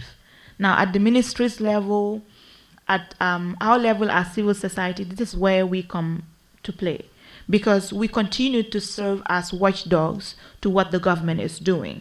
They come up with an implementation strategy and tell us, in order to implement the access to information law, we are going to place information officers at every ministry to ensure that information is given out and the free flow of information is actually made possible. But then we go to certain ministries, for instance, and there are no information officers, or the procedures are so cumbersome, etc., etc. We as civil society have a role to play. This is where our advocacy comes in, because we continue to put the government on check. When they promise a certain deliverable and it's not delivered, we call them out, and then we continue to advocate, we continue to be friends. So measuring performance is really important, because it's not just for them to come to this panel discussion and tell us this is our plan, this is what we plan to do, but it is actually our responsibility to ensure that they in fact deliver on those promises. Thank you. Thank you very much, Bintu. Yeah, any comments on the questions? You are fine. Okay, I will open the floor for the second round of questions. Yes, the gentleman here. And who else? And the gentleman behind him. And there's another hand also behind you, Ismail. Good morning, everybody. My name is Adam Marong. I am the ICT manager for Gambia Tourism and Hospitality Institute. My question is that, goes to you. Yeah. Anyway, what I want to ask is that, with regards to access to information, because we're all talking about here access and right to information, I want to believe that, in order to have access to information or to have a digital transformations in our systems, we need to have a good laws in place. And I am kind of serious. I'm curious to see what is in that law, because you cannot have a proper digital transformations if you don't have the proper law to guide it. And when you talk about access, I just want to simplify it, that it should be easy for anybody who needs that information or who needs to share that information to have access to it. So I am thinking that whether this law have captured maybe any portion in place or any part of this law where government institutions are forced or they are given a mandatory to have a website, because I want to understand that most of our government institutions don't even have a good website to start with, and if you are talking about access to information and you don't even have a site, whether this law has made it mandatory for some of these government institutions to deliver their services online. And also, somebody was asking about, the information that should be accessed to the public and the information that are classified, So I want to believe that, some of these things like access, when you talk about access, I think your law, I don't see what is in that law, but I think one of the things that should be at the forefront is to first put it this way, that all government institutions must have, deliver their services online or must have the website. And if you look at this, I don't know how this thing is going to be done, but also I observe that all the organizations that are in the Gambia, some of them have websites, but these websites are just coming from individual web developers, and sometimes, you don't have problem with this. Do our government or the Ministry of Information, do they have any unit where they can have an established unit where they put programmers together that will be programming government websites? Because different institutions are doing their websites. And gentlemen, maybe if you can round up your questions. Yeah. So what I'm trying to say here is that your law, the law that is it making it mandatory for these things to be accessed, to have the websites, and all institutions must have their websites, and often they should update their websites, and what kind of information they should provide on this website and how it should be done.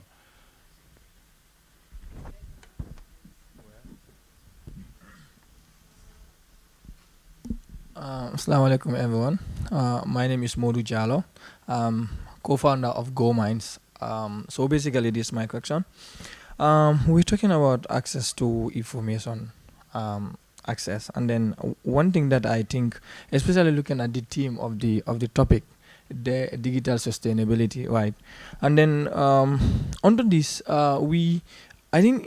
I think get people emphasizing, especially the stakeholders, emphasizing on infrastructure in the first place. Example, let's say information infrastructure, for instance. Because like what happens is, most of these institutions that really request information, let's say the University of the Gambia, you ask students, they will like, they've visited so and so and so and so places, but then at the end of the day, it's really like the process, it's really annoying or tiring. Sometimes you go to a department and they'll be like, the person that is responsible is not around, he's maybe on a trek or what and what not. So I think all of these things, one problem that we might start with whenever we talk about access to information is the infrastructure itself, because of like it's really important. Imagine being in a foreign country and then having a certificate of character.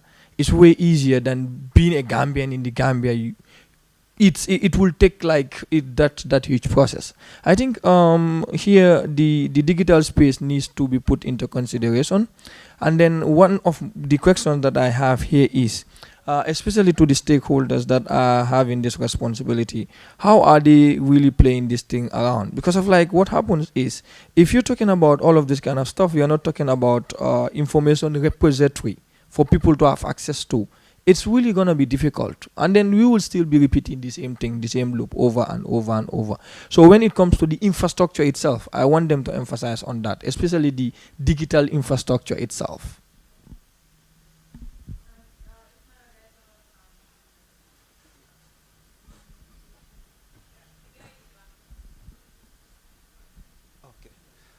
Okay, thank you very much to the panelists for the deliberation. Okay, but I think Madiba. Well, I have not read the act in its entirety, but I'd just like to know if there are provisions in the act that cater for open data, as Ms. Jete was saying, because that is very important.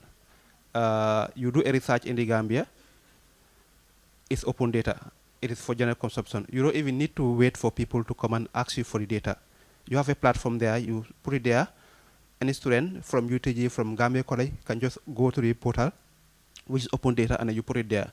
Yes, some of the data may not be put there, but when it comes to open data, I guess her questions on access could easily be solved. Okay, so that was my question. I don't know how far the act has gone in that aspect. Thank you.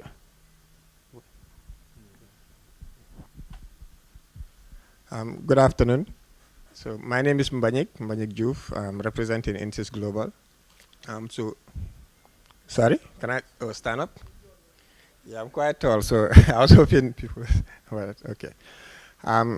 Yeah. So to follow up what Dave just asked, so I'm in the digital space. And I think someone asked about the mode of accessing information, and you mentioned they have to write and there's a time frame and so on. Right. But I mean, since we are talking about digital, so does the Act have anything to do with, or any provision for way to digitally access that information and provide it to the public for consumption? So I think someone mentioned about having information for farmers, for example. So if the information is out there, any innovator can connect to it and provide it to the farmers in real time and also in the language that they understand. So do you have any provision for accessing data digitally, as opposed to just writing and waiting for it? Thank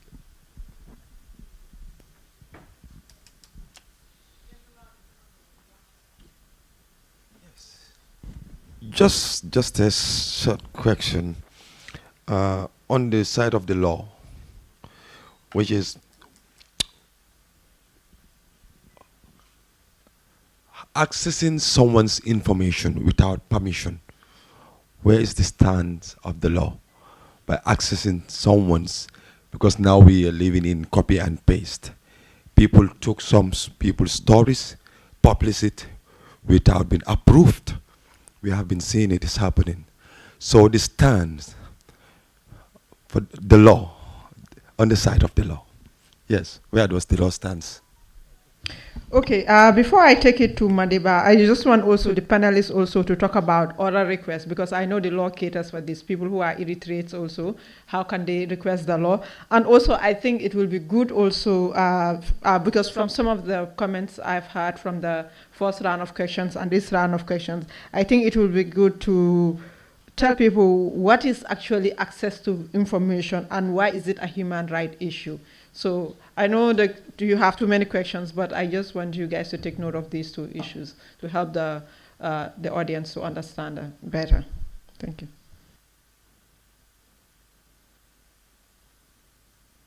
Yeah, I mean, you can.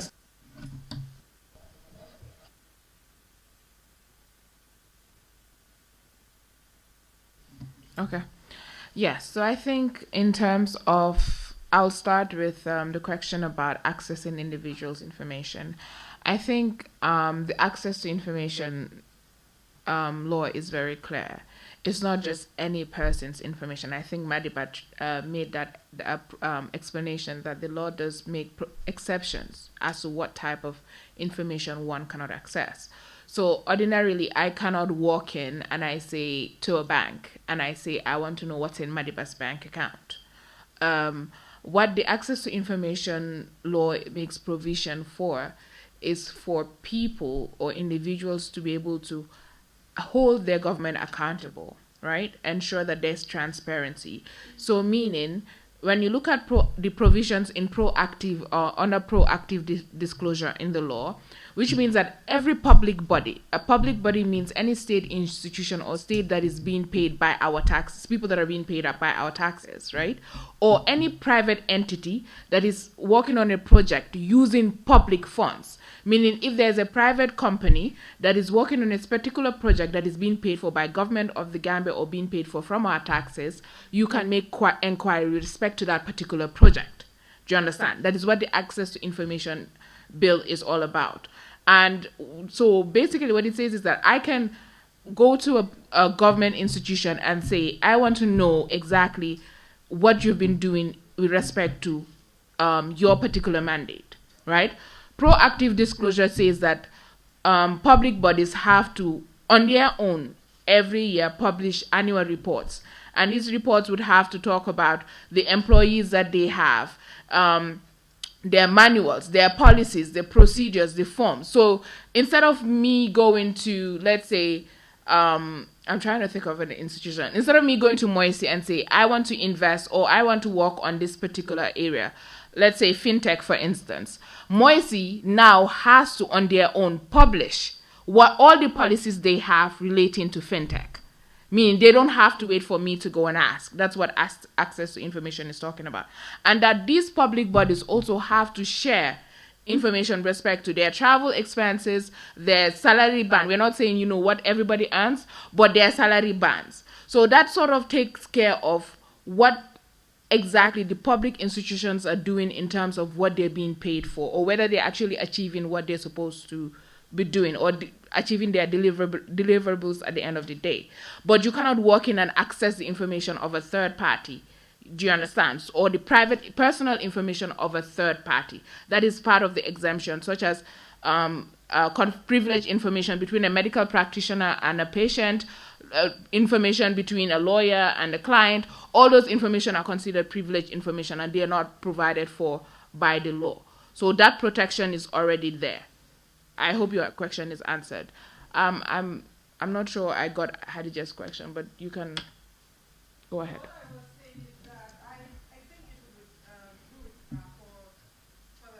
To know when we are talking about access to information, what do we actually mean, and why is it a fundamental right issue? Because from the questions I can detect this, so that's why I want you guys to comment on that.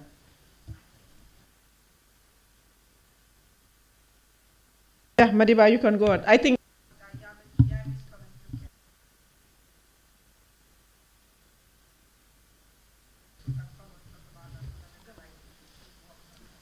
Okay, so thank you once again. I think Yamari, Ami has answered most of the questions here. With regard to, someone was asking about proactive, I think effectively proactive disclosure. That is whether we are mandated, whether public institutions are mandated to give out information without being asked for it. Yes, so as Ami said rightly, public institutions, public bodies are required to give out information out there. Now, a lot of you are asking about the platforms, okay, to give out information, whether website or someone said open data. So I think the open data has to do with proactive disclosure of information. Now, it is up to the public bodies to create that that online infrastructure where information could easily be gotten. You can go to their websites. Someone kept on saying your law, so it's everybody's law. It's not our law. Law is everybody's law. So the law mandates all the public institutions, like rightly defined, to give out information. Now, it may not necessarily say, okay, you need to. This is how you need to give out information, proactively disclose information. Like, this is the platform that you need to do it. For example, this is the website. You need to create a website. It's not explicitly like that, but like we're talking about digital.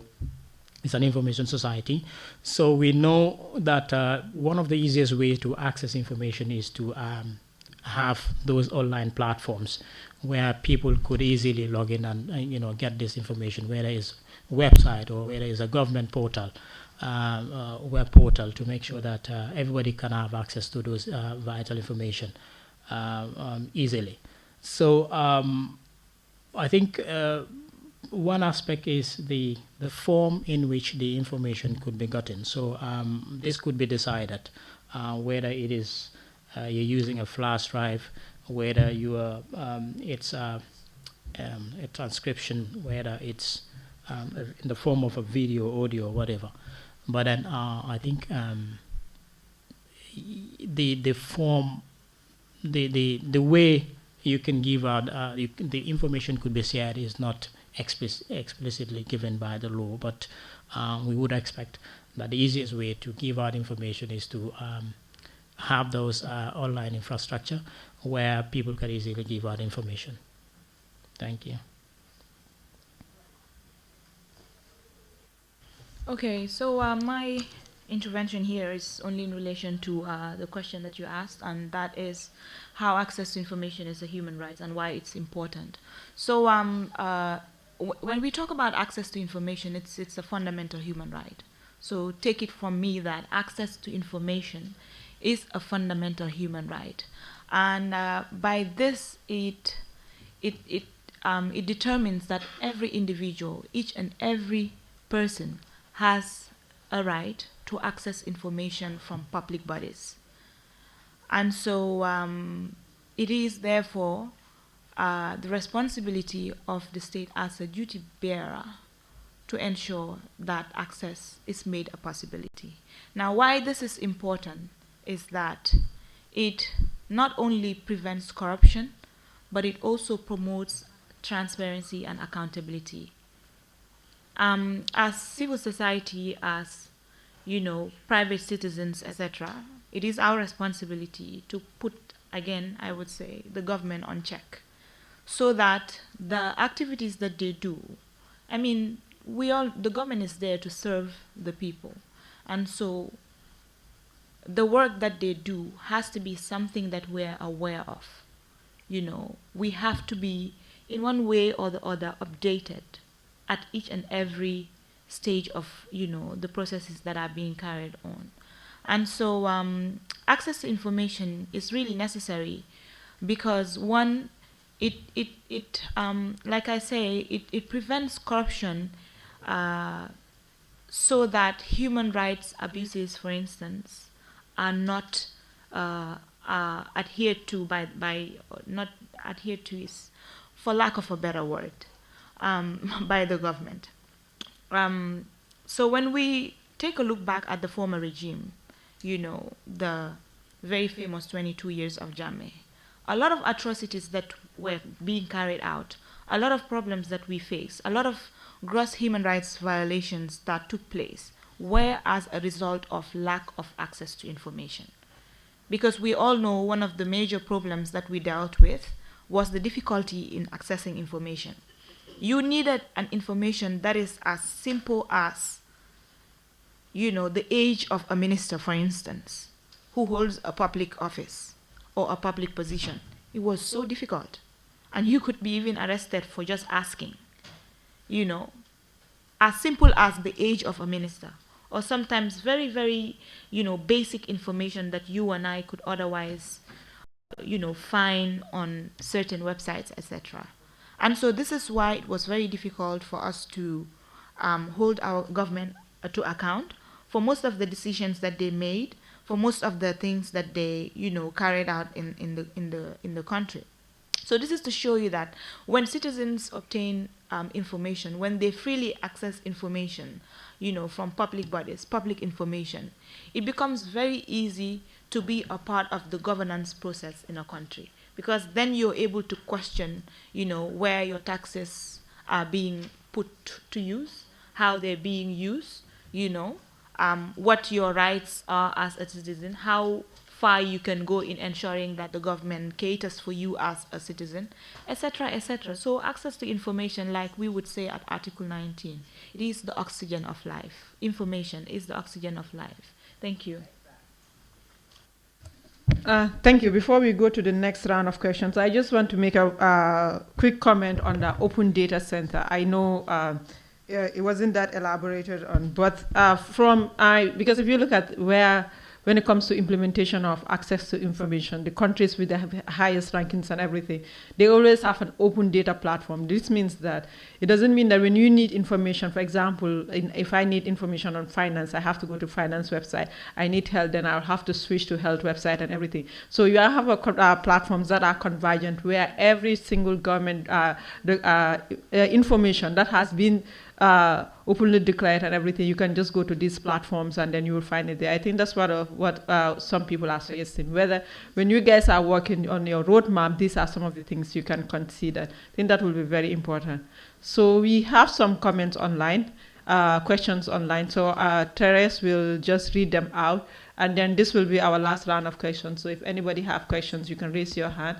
I see Aminjai over there, and I don't know who else. Therese, you can read the question. Okay, so the question is from Amadou Cisse. He's asking about the status of the .gm top-level domain. Maybe one of the Moesi people here can answer that, because I don't think the panelists will be able to answer that. I mean, he's asking for the status of the .gm top-level domain.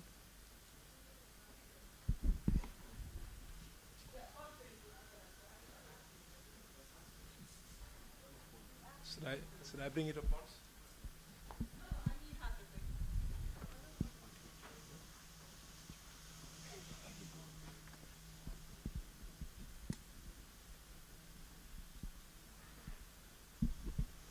My name is Amin Jai. I'm coming from the Ministry of Communication and Digital Economy. Regarding the .gm, what I know about that is that it's been given to 6P. They're the ones working with the government on that. And right now they're trying to put certain things in place, like the infrastructure, so that we can have the redelegation. So well, hopefully it will be done within a year. That's the plan. Regarding, I have a comment, not a question actually. This is regarding open data usage. It's something that we already have in our e-government strategy 2021 to 2024. Is there which is to broaden open data usage. Like mentioned before, it's going to be like a platform where people can just go online, and I think it's going to be useful for people, for students, the academia, and like people doing their research and stuff. So it's already there in the plans, and hopefully, probably with the right funds in place, this can be implemented. That's what I wanted to say. Any other questions? There's one there. One second.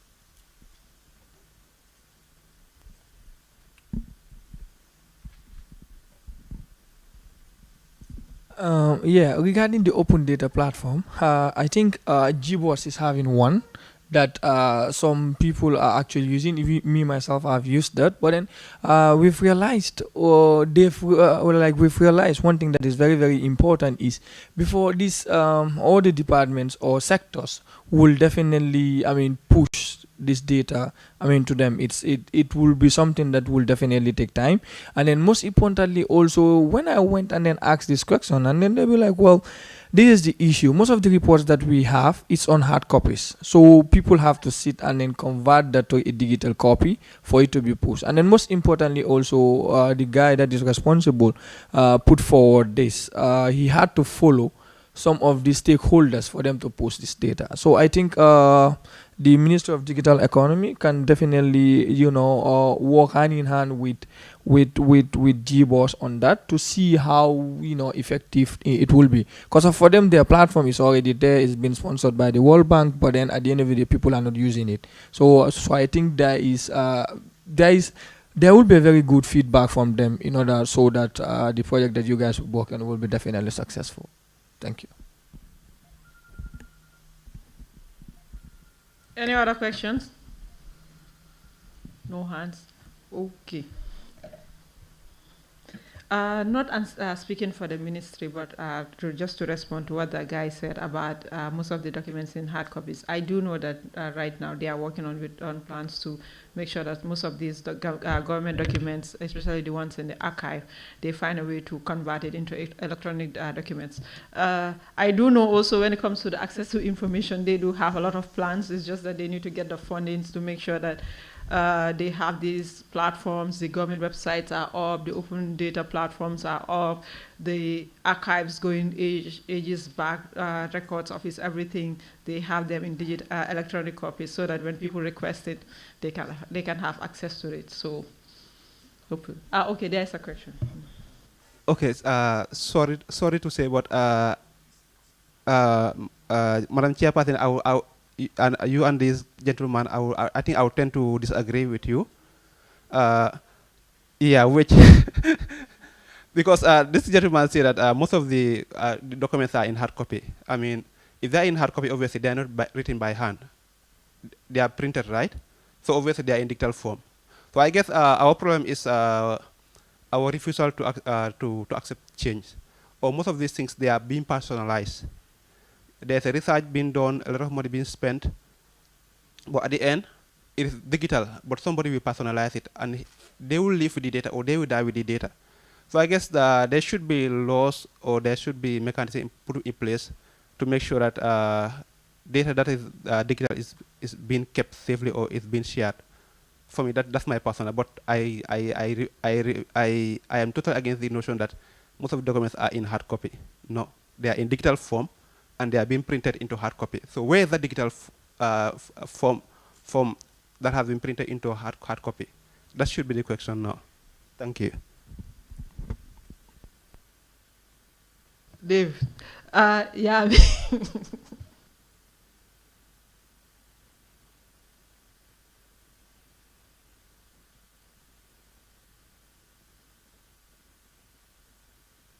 No. I do agree with Mr. Jata's point. And I would say that when you go to most government institutions, that is a thing. You'd have one individual that has all these documents in their computer. And if they're not around, you can't have access to it. Something as simple as application forms, you can't go on a government website and get it. You'd ask for it and they would say, oh, I know this person has it. And the person has to actually be on desk before you can actually get a copy of that. And I think looking at the policy, the e-governance strategy that they have that Ami mentioned, and this is also a replicate, most of it is a replicate of the previous policy that Moise had in terms of transforming the government and introducing in governance. And I think most of the policies have expired, and we still have issues with people working for government and using Gmail and Yahoo and their personal email addresses and all of that. Maybe that can be a session on its own, but I think government needs to work and together with all its other counterparts. All these government ministries need to work together to ensure that this e-governance that we've been talking about for years becomes a reality. And the only way we can do that is making sure that we introduce technology and accept it. And introducing technology is not just buying fancy laptops and buying fancy computers, but making sure that all the information that is required can be accessible online. Most of the time you go to the Moise website, I'm sorry to call you out, but it's not working. You try to download a document, you can't download it. So I think we can't really talk about access to information. I think Bintu talked about it here. We can't talk about access to information.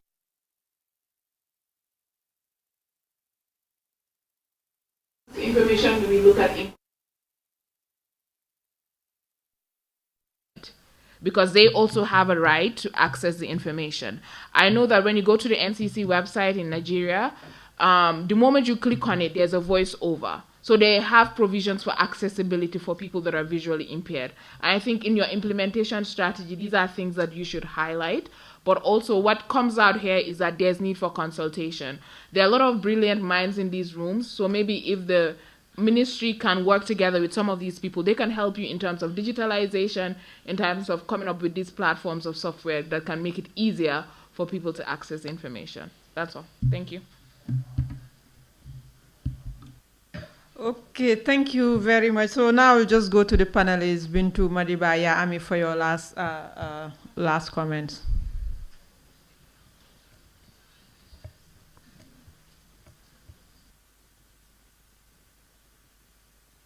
Okay. All right.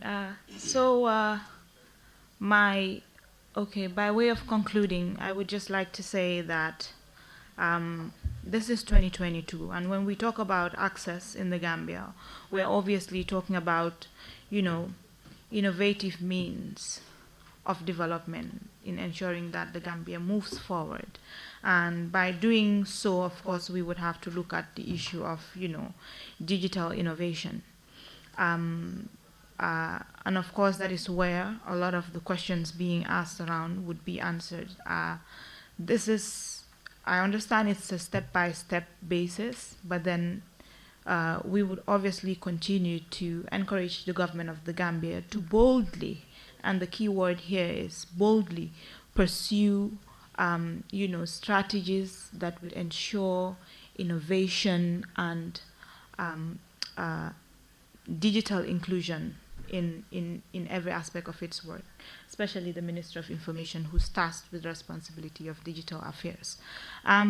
So one of the things that I wanted to mention lastly is already been mentioned by Yami, and that is in conversations around inclusion. Of course, we cannot run away from the fact that there are barriers to inclusion. And in the Gambia, like I said before, it is very important that we always contextualize, and that would bring us to the realities on the ground. Some of the barriers that we have to inclusion in the Gambia ranges from age, from income, unemployment, disability, and geographical locations, etc. And you would see that each of these things that I mentioned, one way or the other, impact the issue around inclusion. Because, like I said, when we talk about inclusion in this day and age, we're obviously, to a large extent, talking about digital inclusion. And so, age-wise, there's a lot of innovative things that are happening in the world right now.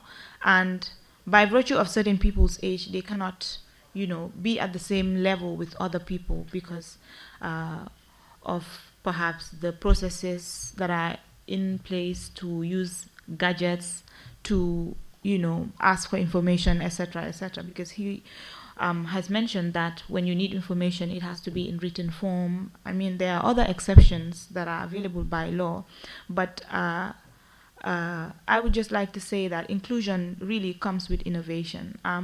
So an example that I would just like to give is like smartphones, for instance. When they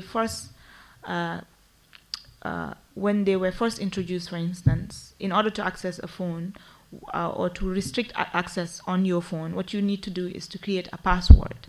Now, when we went further, patterns were now introduced, like on the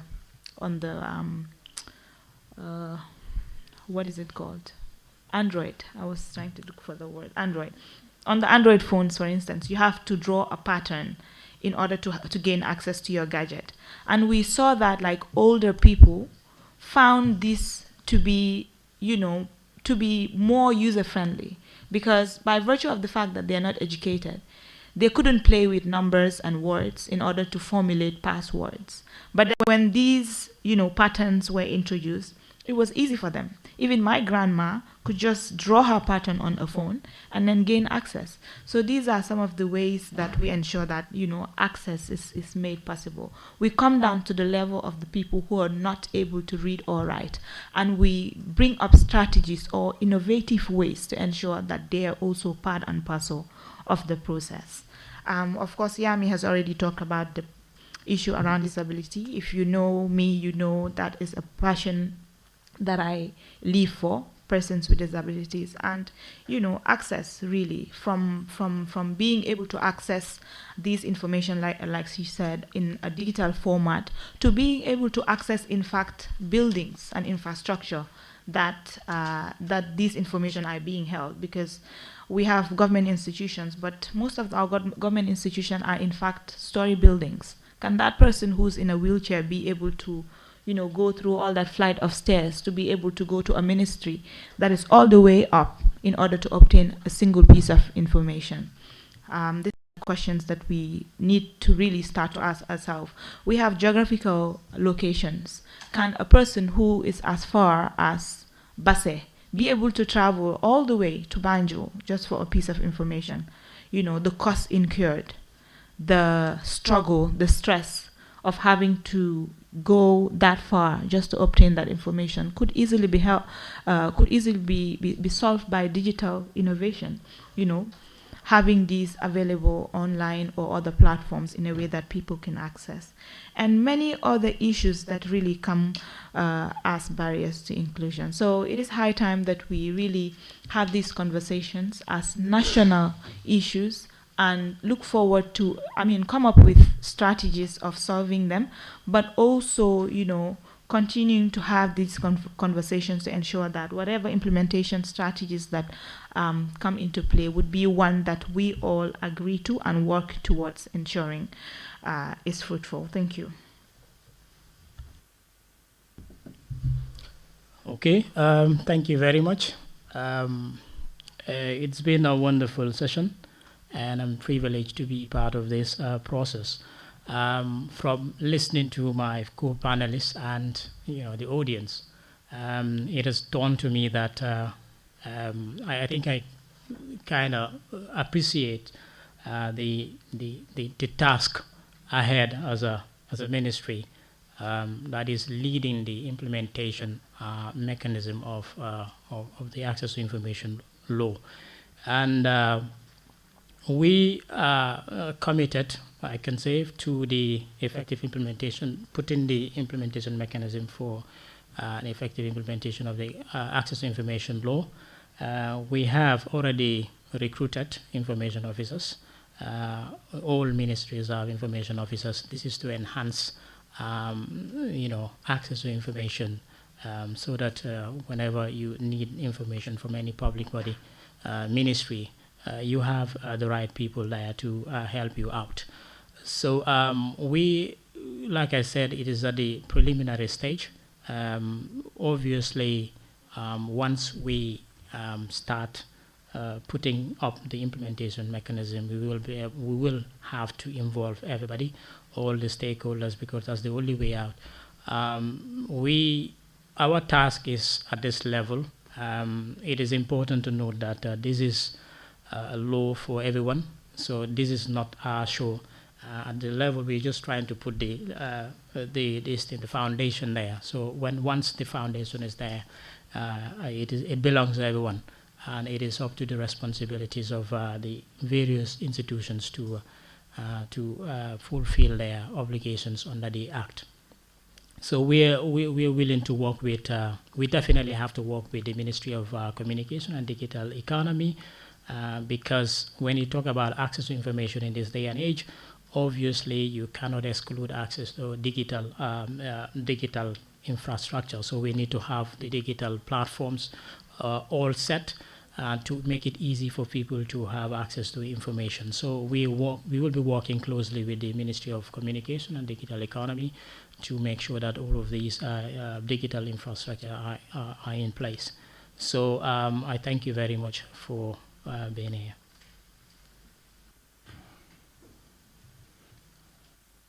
Okay, thanks a lot. I think I'll just reiterate what I said earlier, which is with respect to the fact that the information, people should be aware, that the Access to Information Act is for each and every one of us. So it's not just specifically just for journalists, but it basically gives us the right to hold our government accountable.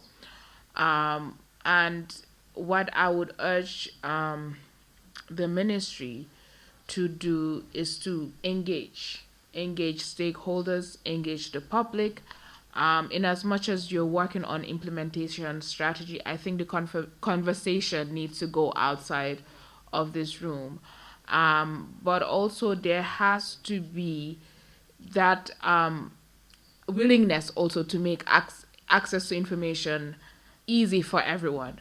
We do know that the ministry has the obligation to come up with regulation, because we have provisions of reproduction fees that should be charged and all of that. So they have the responsibility to make sure that they don't come up with regulations that would make it restrictive. So we have a law, yes, but you're making it restrictive for other people not to be able to easily access the information. So we've seen in other countries that even though the fee is charged, it is made a nominal sum, so that everybody can be able to afford to get the information that is required. So some of these things, I think we need to be very mindful of it, that we in our implementation, we do not also come up with extra barriers or extra restrictions that would make it near impossible for people to actually enjoy the provisions that are provided for in this legislation. And I would also encourage everyone to, in conversations that we have, to inform the people around you about the existence of this law, about its importance. Because Gambia, we have the attitude of assumption. For instance, the National Assembly 100,000 information is a hot cake right now, but you have various information or variation about how that 100,000 is going to be paid and all of that. So I think in order to avoid misinformation, it is very important that people are willing to inquire, people are willing to ask questions, people are willing to take or use the rights that are given to them by these legislation, meaning do not be afraid to come and ask. I think where you can always walk into these institutions. Now the law has given you that power. It is not, they have a timeline. I think they will start implementing it officially. They have till next year, right, Mariba? But that, like, now is the time you have to start keep putting them on their toes. So you have the power to ask. You have the power or you have the right to actually get these information. So you don't have to be afraid. You have to make use of it. Like I said, if we do not make use of it, the act, it would just be in their offices gathering dust. So it is very important that we have that at the back of our mind, and we're always willing to make use of the rights that are provided for in these legislations. Thank you. Thank you very much to our speakers for today. Ami Toure, who just closed Madiba from information, and Bintu Jaite from Article 19. Thank you. And we'll move over to the next panel discussion. Instead of us going for a lunch break, it's better we just do this last session and then go for lunch break, then we go home. The reason for that, we all know, those of you who have been here for regularly for the National Internet Governance Forum, day 2 is when we draft the communique. It takes time to draft the communique. People agree to disagree. And we are also doing the Gambian submission for the Gambian submission for the United Nations Global Digital Compact. So the UN Global Digital Compact is very important. The UN Secretary General just recently appointed a tech envoy, Mr. Ahmadine Gill, for that position, and all countries and all national IGFs have to do their submission. So that submission will be done online. The form will be online, people will be contributing. So after the session, the first session tomorrow, the rapporteurs will brief highlights of today, and then we have our session on cybersecurity. Then we do that global UN submission, we go for lunch, and we draft the communique. So I now call on Anna Annette Sambo, founder of SHAO and CEO, who is moderating this next session, to come take over from me. Thank you.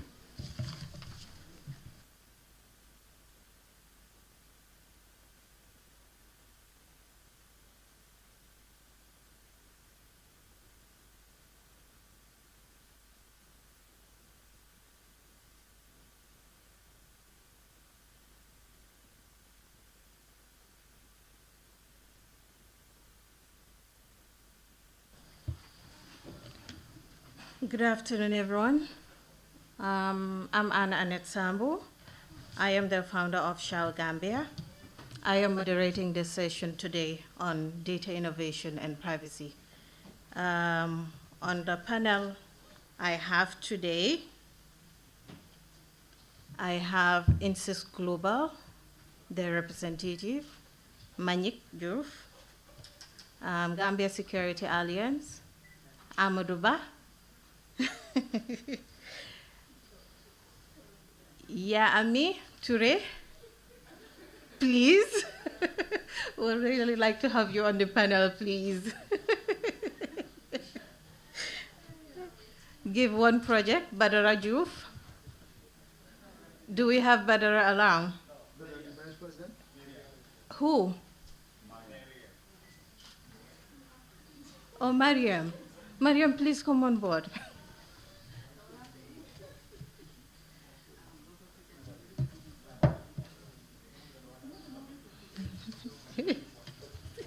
Okay, perfect.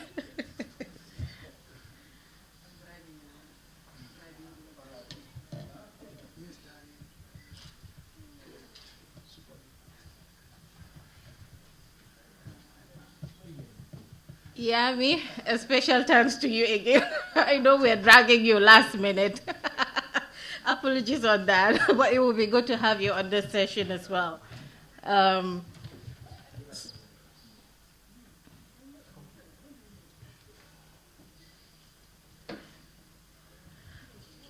Okay, so to start the session, I'm just going to give a brief overview of what we have today. So the potentials for a trade-off between innovation and privacy spans many industries. In online advertising, advertising networks collect large amounts of clickstream data about individual users, which they then use to select ads to display to individual users as they browse the internet. This use of data makes ads more relevant and informative to the user, but also raises privacy concerns. For example, a user browsing credit consolidation websites might subsequently be served ads about bankruptcy services. Those ads would certainly be relevant, but the user never gave permission for potentially private financial information to be collected. Users have no easy way to prevent its collection, and they have no guarantee it will not be shared with entities such as credit providers that could use this in any way harmful to them. Innovations in digitizing health information led to quality improvements in the health sector because they make patient information easy to access and to share.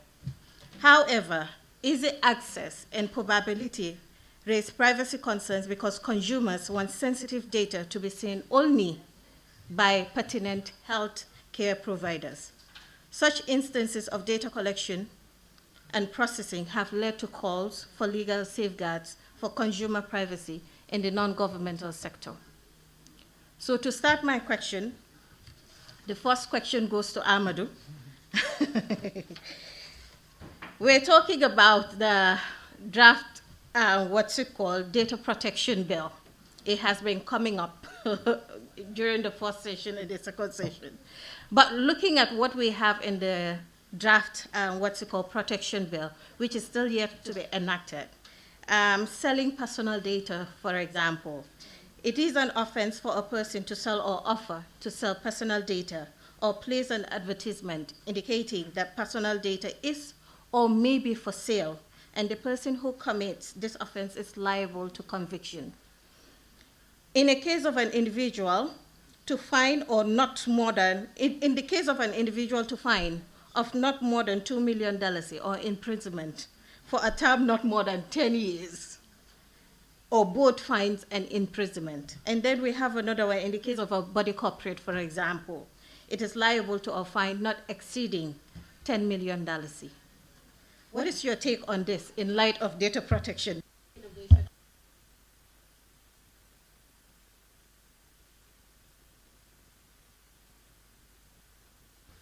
Thank you very much. This is a very important question. It reminds me, being a member of the committee that is formulating the and also reviewing the data protection and privacy bill. I remember we had a serious push and pull about this matter at Paradise. Biran was there, and for me, the reasons why we make it this very, very harsh is for businesses to take these things very, very seriously. I will give you an example. For security reasons, I will not mention names of institutions. There are financial institutions in the Gambia that does marketing based on people's savings in their institutions. This happens in this country. Sometimes when you talk about some of these things, people think, no, Gambia, we are not that level. There are financial institutions that goes and convince investors to come and bank with them. And most investors we know, as per law in the Gambia, now if you are opening up a corporate company in the Gambia, you need a local shareholder or a local partner, kind of. So most of these financial institutions use this to say, if you invest with us, we can get you the potential local partner, a potential one for that matter. So that potential one for that matter is somebody who is doing serious savings with the bank, somebody who has a lot of money in the bank. But the bank will not inform this individual. So this individual will be, the information will be leaked to the investor to say, you can approach A, B, and C. So that's why sometimes some of these tycoons, they will be there out of the blue. They will see an email coming from an investor that is proposing for a meeting to discuss about certain issues. So these are things that happens in this country, and this is a serious concern for us because it means these financial institutions are not really respecting the privacy of their customers, which is a serious concern. And also not that. Within the Gambia government, for instance, sometimes you will be surprised. You see pay slips in dustbins. Pay slips. Social security numbers. I saw someone who share his social security card on social media. Say, after 7 years, finally I've got my social security card. These are personal identifiable informations. They don't need to be shared out there. So for me, the fines, I really support this clause, and I'm a fan of this clause. I really support it. We had a bitter conversation, bitter discussion on this matter. Some are saying, no, let's bring it down to 250,000. No, that's small. Let's take it to 500,000. So $1 million, 10 million for corporate, or 5 million for individual. This is something that is very, very good, because then people will know that if you take chances to provide people's personal information to a third party, there are serious consequences that are laid to that. Coming to medical facilities, in the Gambia is very, very interesting. It's only in the Gambia every day you go to the hospital, you become new to the doctor. Every day you go to the hospital, the doctor look at you, your name, or the guy prescribing whatsoever, nurse or whatever, you give him your name. It's the same thing, that small piece of paper. They write your name, what is paining you, and the person will be like, I was here last week, I complained about my stomach, and he's still disturbing me. And they will ask, last week when you were here, where is the medical paper? I don't have it. And there is no record in the hospital that can prove that to keep track of that record. So that is a serious concern. You go out of the hospital, or even within the perimeter of the hospital, you find medical papers that contains people's personal information, people's confidential information. Our GSM companies, they are doing the worst crime in this country. You understand? They don't respect the privacy of the people. You receive unsolicited messages. You complain to Pura have a hotline. You call the hotline. Pura say, okay, we will take it up with the GSM company for them to remove your number from the unsolicited messages. And these unsolicited messages will still continue. What is the GSM company doing? They are using you to do advertisement. So you are sharing the information on their behalf. But if I oops out of that, he oops out of that. Let's say the GSM company have 1 million users. 500,000 oops out of that services. Who will go to GSM company for them to do a rapid advertisement for you? Nobody, because the outreach number is very, very small. So this is why this fine is very, very important. And for us at our level as Gambia Cybersecurity Alliance, we will keep advocating for this, to make sure it stands, no matter where the objection will come from. But we do everything possible to make sure we defend this person. Thank you. Thank you very much, Amadou. It's good you mentioned the advocacy bit as well, because I was coming to that. What exactly is the Gambia Cybersecurity really doing in terms of not only pushing for this, because it's still not yet enacted, and what exactly are you really doing from your end for people to be aware of these laws? Because anywhere you go, people don't know these laws are there, and the fact that it has not been enacted yet, it's still a problem.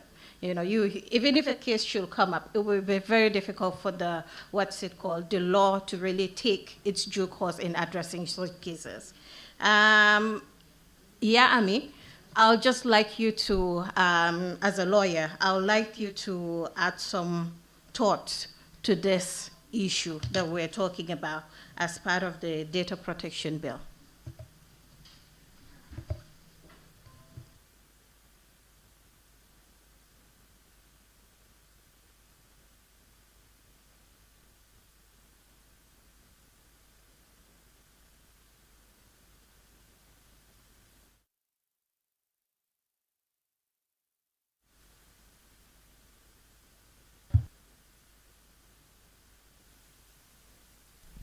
Okay, now I can put it. Just give me the mic. Thank you. Some of us are not meant for digital innovation. Yes, I think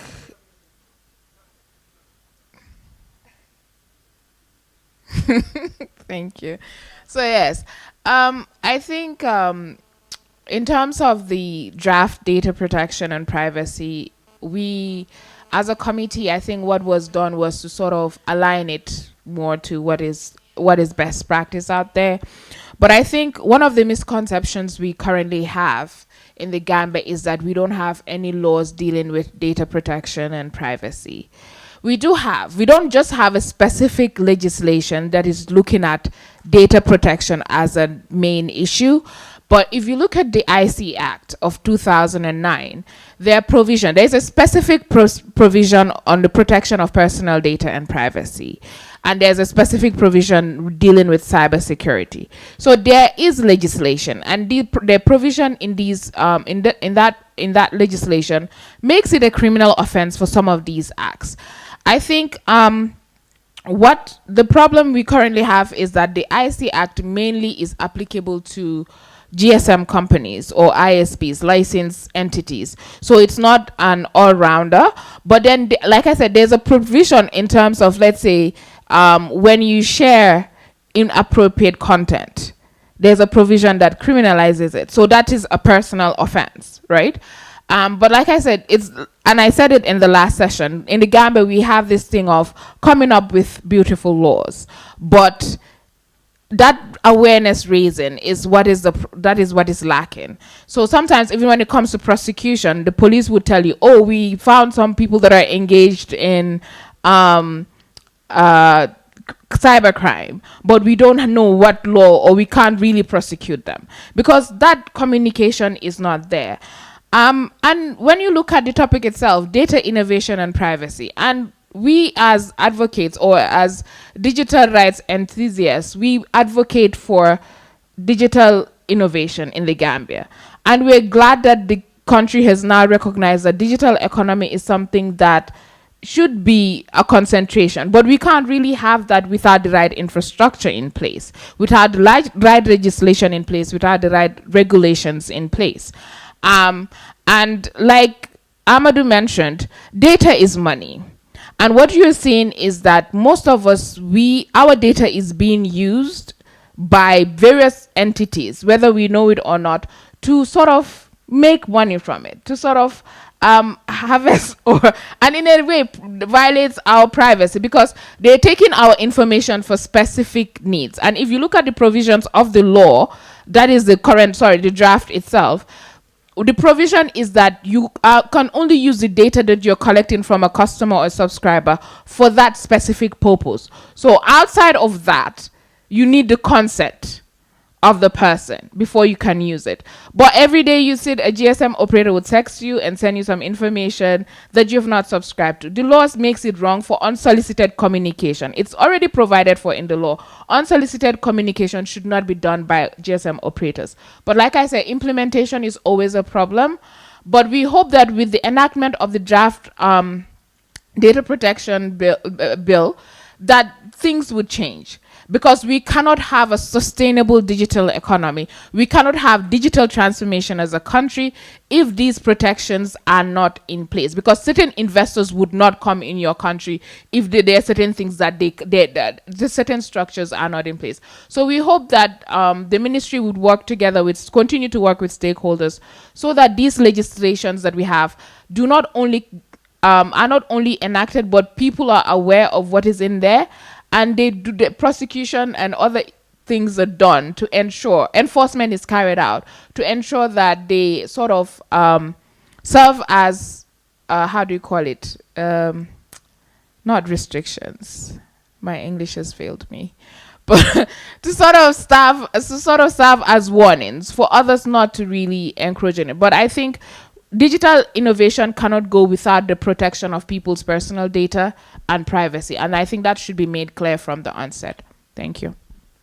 Thank you, Jammeh, for that. I'm just going to move on to my next question. And again, I'll still stick with Amadou. As the association, GCSA, as the Association of Cybersecurity Professionals and Institutions, what are the security implications of an unregulated market for data innovation in terms? Thank you. In terms of privacy as well as security. Okay, sorry. I think that's simple. Let me think from the criminal perspective, from a cybercrime perspective, or a hacker perspective. In every successful hacking, the hacker is able to gather enough information about the target. That is using the reconnaissance method. So, you can use doxing to collect information about people in the Gambia, which is very easy. I can tell you. I always tell people Gambia is the easiest country to profile people than any country in the world, because you can find their information anywhere. Anywhere. So profiling a target using existing information about the individual is something that is very, very easy in this country. You can use their social media platforms to gather information, because here people don't filter what to put online about them and what not to put online about them. Do you understand? That is one. Two, you can even target service providers that are providing service for your target. You can use those service providers to gather enough information about the particular target. So obviously, this is where open source intelligence comes into play.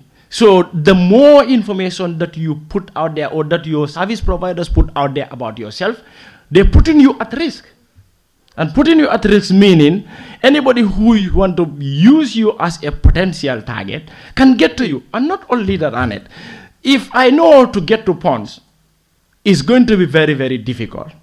And getting to you as a friend will be easier. So I'll get to Pons through you. So you will notice that you, as an individual, the more information that you provide out there, I can use that information to think and predict how pawns behave, how pawns think, because you see a lot of things in common. You spend a lot of time together. So obviously, there are a lot of risks associated to that. So I think it's important for us, all of us, to look into that perspective too. Thank you.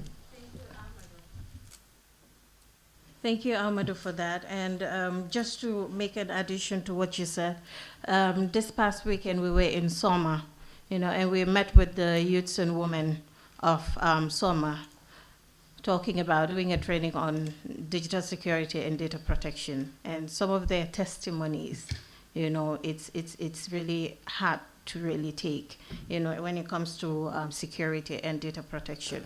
One of the ladies that gave a testimony mentioned that, it was so unfortunate that someone got access to her nude pictures, and then the guy was threatening her, demanding for a large sum of money, which she doesn't really have.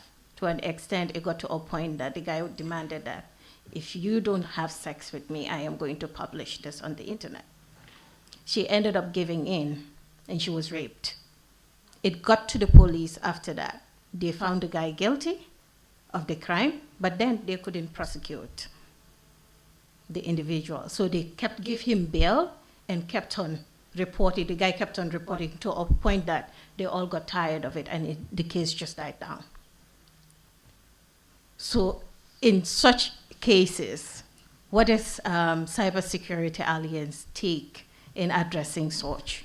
Because we still have issues with the laws. Very much. This question is very, very important. And for me, before answering your question, I think the police really failed the victim, because if you cannot prosecute somebody on the side of fraud or cybercrime, why not the rape? Imagine the rape is a crime.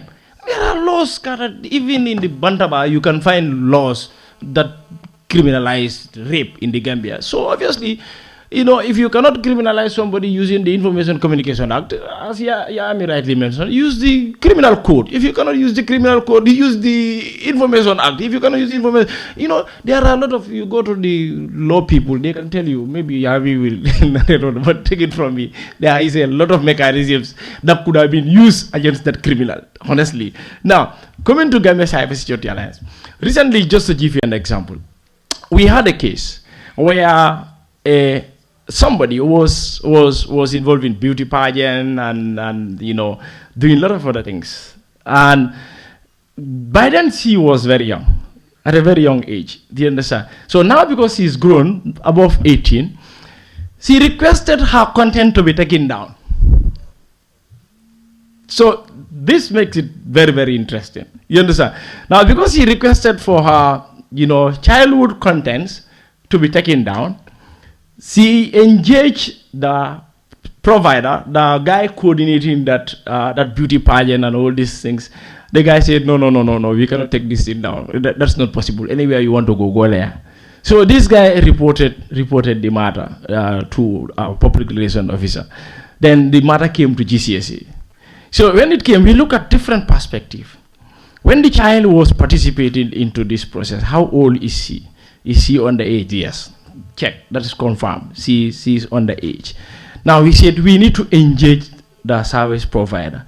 This event that this child took part, was it a funded event? Was it sponsored? Because if it is sponsored, it becomes a problem. Because it means for the video to be taken down, you need to engage the sponsors of the event. Do you understand? So we engaged the guy, and the first thing he said, this is a funded event. We were like, then it becomes a problem. But we did not stop there. So we started digging deeper. The girl also provided some furthermore videos where only her and the guy coordinating the beauty pageant were in that room, underage. So you know the problem. Now problem comes. So we use those video links and share it with the provider to say, watch these video links. You will notice that you and the girl alone in this room, and the girl is dancing, you are videoing her. And in some videos, you are even sitting near her. You are featured in the videos. So the guy looked at it and said, you people, what do you want? We said, we want you to take the video down. If you don't take it down, we are taking it to another level. And what is that another level? That is by engaging the stakeholders. So we know Gambia Cybersecurity Alliance, we are experts in child rights and all these things matters. So we went and officially wrote to the service provider. And the guy is running this online media platform. Do you understand? The media platform is huge. But where he featured these girls, all these actions when the girl was underage, is on a different platform, on a different YouTube channel. When we wrote to the guy, he received the letter and came back and said, unfortunately, I don't have access to that YouTube channel. I cannot access it. So even if I want to delete it, I don't have access to it. So imagine, you're talking to people who are very familiar with open source intelligence. And we told him, look, a video was posted on this video channel 3 days ago. Who posted it? It might be that other boy, he is in Spain. We said, yes, so you will get to him to make sure this video is down. And he was like, no, in fact, now I have been doing this with big people who are now big in the government. I'm not going to remove it. We said, okay. We wrote a letter. We wrote to the Ministry of Women's and Gender and Children's Affairs. We wrote to the Child Protection Alliance. We wrote to PURA as a regulator. We wrote to Moisi as a ministry. So all these letters that we wrote, we dispersed, and now we are waiting for feedback. And by the time we are done with this guy, probably some of you will start reading breaking news in this country. So these are some of the things that we really need to take very, very seriously. And for us, GCSA, it is not about witch hunting. It's about, setting the right pace, putting the records straight. Some of the areas we have challenged is issues of people complaining about pornography. And for me, I don't feel very, very comfortable, even at the GCSA level, to support someone who willingly send her video. Sometimes, boss man, sometimes it's interesting. People do this, and you ask them, when you were sending this nude video. No, come on. I'm sorry. Let me learn. No, you're not landing. On that topic, I'm sorry, you're not landing. Yeah, me? No, I'm sorry, but that is actually an offense. And it is called, you cannot say you are a digital rights enthusiast or an activist and you do not condemn some of these things. Because you cannot you cannot sit here and you're talking about consent. And then you say you would not, it's my personal choice. Right. And there was a relationship, whether or not, it was not for public consumption. The same way I gave my number to a GSM operator, not for public consumption. And it is wrong, because that is what you call sexual image assault. That is what you call sexual image assault, because you're taking someone else's private information and sharing it on a public platform. That was not the purpose. And that is in contravention of the GDPR rules, whether you know it or not. So that I would advise you to re-educate yourself so that this information does not go out like that. Please. Thank you. So let me learn. Sorry. Yeah, I mean, thank you for that, but I was just letting him finish what he had to say and then get back to him. And then let me clarify. So thank you for that. Now, what I'm saying, that's why I made it very, very clear at the beginning that for me, I did not say GCS's position. I said for me personally, that is where I have problem.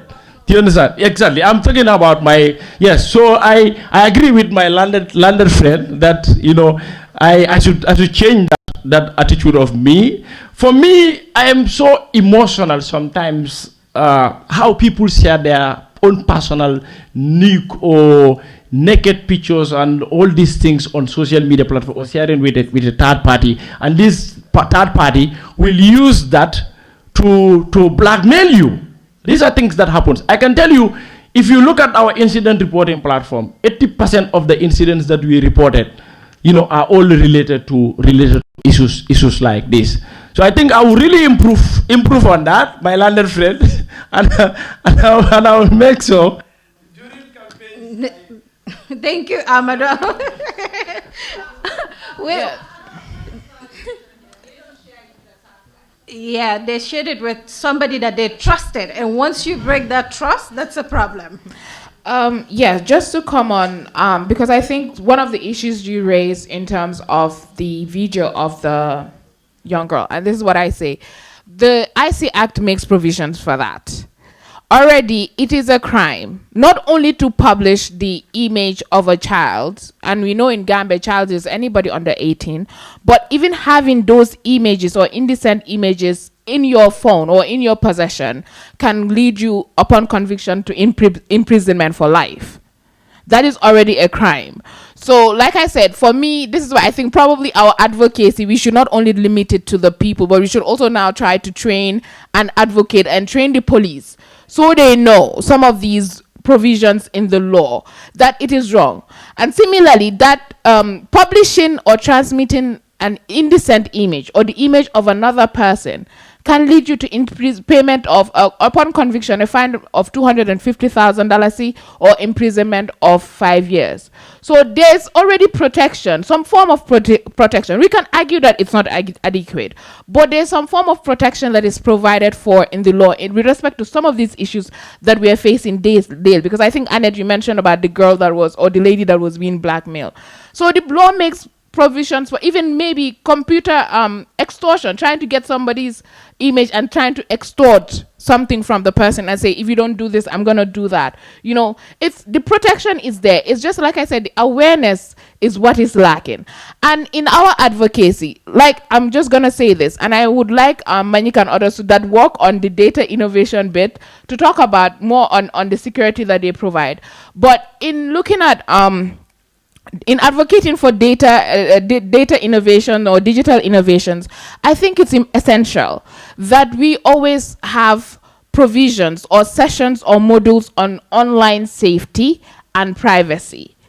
It's a very, very important component, because even us every day, we violate privacy rules. We sign up for things, we sign up for certain apps that we agree.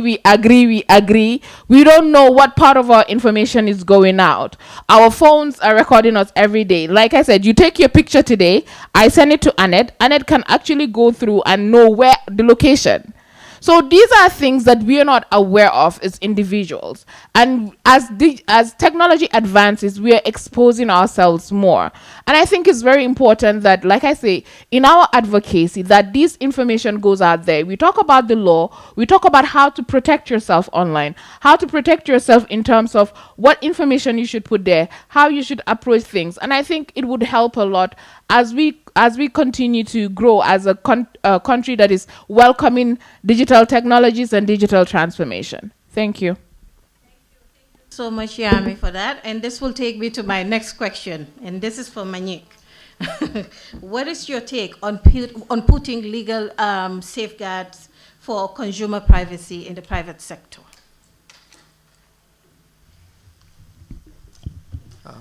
Good afternoon, everyone. I actually thought I was going to be the first panelist that will sit on a panel and leave without talking. So okay, it was just between the two of them, and I was waiting. I mean, I was beginning to take offense. So okay, but so can you repeat that again?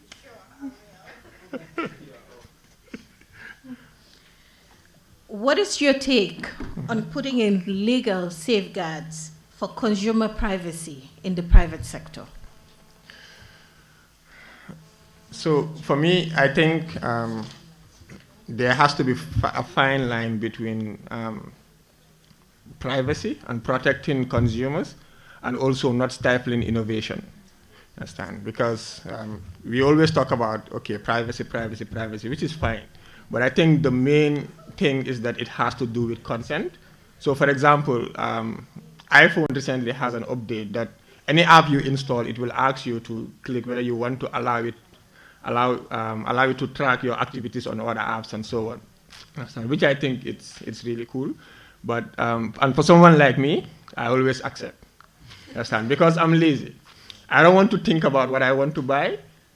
Track my spending habits and recommend for me what you think I would like.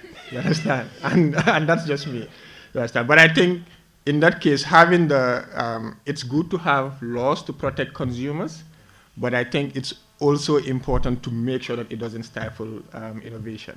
Understand? So earlier they talked about charging people, 1 million, 10 million, and so on. So I really hope I don't fall into that category.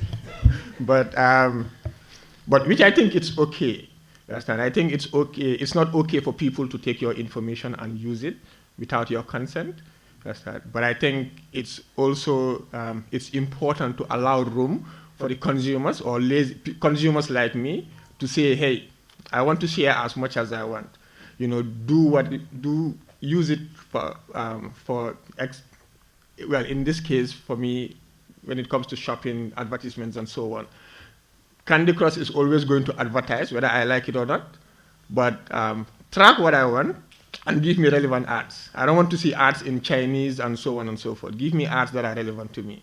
So I will always accept. But the key thing is that Apple gives me the option to say, will you allow Candy Crush to track your activities across other apps? And now I consciously made that decision to say yes. So I think in having our laws, we should allow for that, give that room, where now people like me could now say, okay, yes, I want to give the private sector or the businesses or the innovators, I want to give them access to this level of information so long as they use it to do X, Y, and Z. Yes, and I think that will allow innovators to innovate, because we don't also want people to be scared of innovating. And it's always impossible to come up with laws that are like future-proof. You understand? So laws will always have to be, changed, amended, and whatever terms they use to catch up to innovation. Understand? Because we will always also come up with ways around, beating the laws and so on and so forth. So I think it's important to just have a right balance between not stifling innovation, but also protecting consumers. I'll still stick with you, Magic, because you also have the Jangalma and the Afrijula. So what are some of the measures that you're taking in really safeguarding your consumers? So I really wish we were at the level that Facebook and Google were, have so much data that we have to deal with things like this. But I mean, unfortunately, we are not. I mean, so we do collect a lot of data, but we are not using that data. So we are not using it for advertisement purposes. We are not using it for marketing purposes, and so on and so forth. So, at least we are not. So but at least, so what we do, most of the data we collect, or all of the data we collect, is for the consumer, the person that put it there, to retrieve it whenever they want. The challenge we have is, and it's something that he talked about, where Gambia being one of the easiest places to just have access to information. So like with Jangalma, for example, we have teachers that are not so, well, back then we had teachers that were not so conversant with technology. And now the teachers will call a student, give them the username and password to help them enter grades. Understand?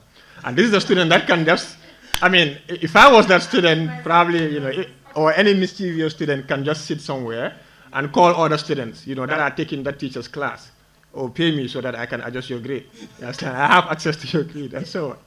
Understand? But these are some of the challenges we had to face. So one of the things we did is that for every software or every product we put out there, we have to now do constant training, constant, education or raising awareness. Just letting them know of the challenges. So the teacher might not think of it as a big deal.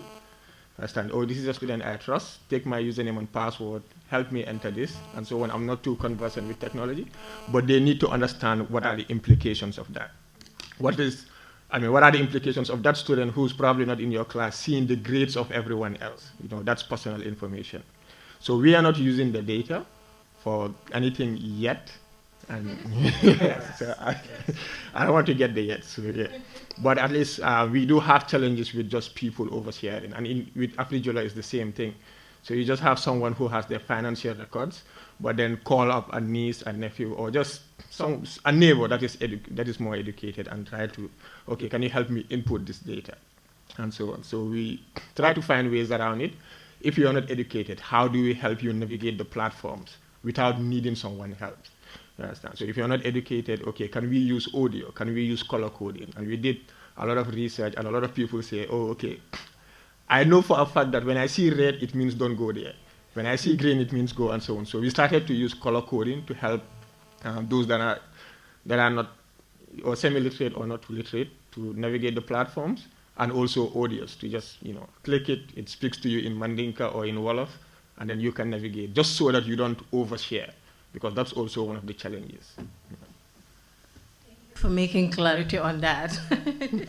My next question will go to Mariam. Given Project has been actively involved in organizing events around data protection in the Gambia, as well as actively participating in such in regional and international fora. What is your take on data innovation and privacy within the Gambia context? Do you think our ecosystem is ready for such legislation or not? Why?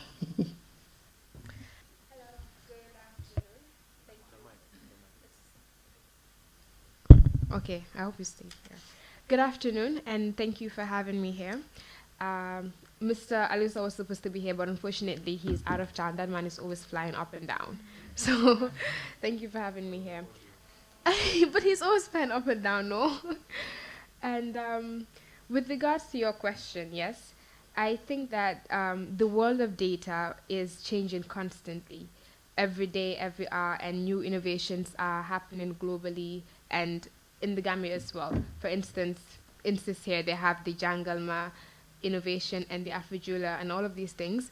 And if you ask me, I think data innovation and data privacy are interlinked, and there's a very thin line between the two. Because when we use the example of collecting data at a hospital, for example, that Mr. Amadou Bah mentioned here, when you go to a particular hospital one time, say they have an electronic system that collects your data so that when you come the next time, it's already accessible to you. That's a very innovative thing, and it makes work easier for you, and it just makes the whole treatment process faster. But then how is it being kept? Is it being kept safely? And is it just that hospital that has access to that, or is it accessible to other hospitals as well? And those are things that, do you want other hospitals to have access to it? For instance, if I choose to go to the Edward Francis Hospital and give them this information and to input it in their electronic system, do I want the Canifin Hospital to have it as well? I may have a reason that I would not want that, and these things, they all apply to privacy as well. So if you ask me as well, I think in the country, in the Gambia, we collect too much data honestly. We collect too much data, and some of them are very unnecessary, and it might even become hard for people who are collecting this data to analyze it at the end of the day. You go to get an ID card or a passport, and they ask you not just your information, they ask you about your parents, where they're from, when they were born. Why do you need all of that? And this information, we don't know who's collecting it. The general public don't know that. We don't know where it's going. We don't know whether it's been sold or not.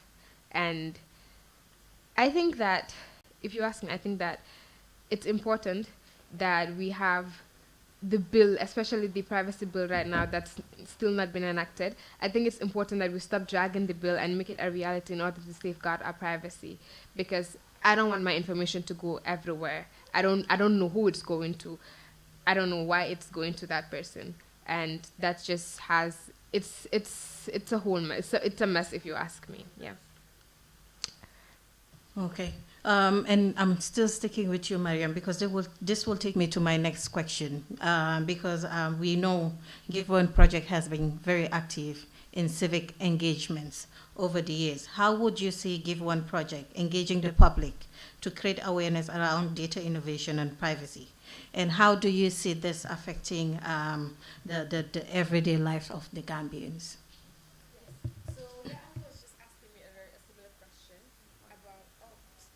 Sorry. Yeah, Ami was just asking me a similar question about whether we hold trainings for online safety. And we've worked with Ismaila and Amadou on certain things. We've had Zoom meetings about how to stay safe online. But the thing is, the ecosystem really, some of us are still new to digital economy, some of us don't even have digital literacy skills. Many of us, we don't have that. And you see there are people who go to school, there are young people who are using social media and all of this, and they don't know how to stay safe online.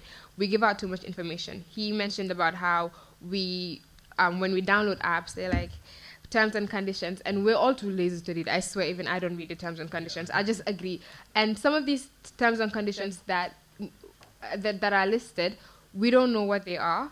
And perhaps if we did take time to read it, we would I might want to be on this app, but am I willing to give out this much of myself, this much information about myself to people that I don't even know?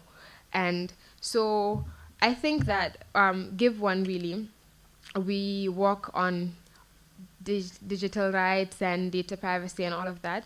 And I feel like holding more online safety programs and advocacy, and not just in rural Gambia, not just people who are educated and can use phones and everything, but people who are not privileged to be in this room right now. There are people who are not privileged to be in this room, people that are not privileged to watch it online as well. We still have to go back to them, because we're talking about the building a digital economy in the Gambia, and it's not just the people, it's not just us. There are 1,010 other people, a million over people really, who are also part of it and have to be included in data innovation and aware of being safe online. Yes. Thank you very much for that, Mariam. And this will just make me open the floor for questions right now. Yes, Ismaila. Your hand has been itching for a while to answer question. Yes. Good afternoon, everyone. My name is Ismaila, and I am a computer security researcher and also a cybersecurity officer with the Gambia government.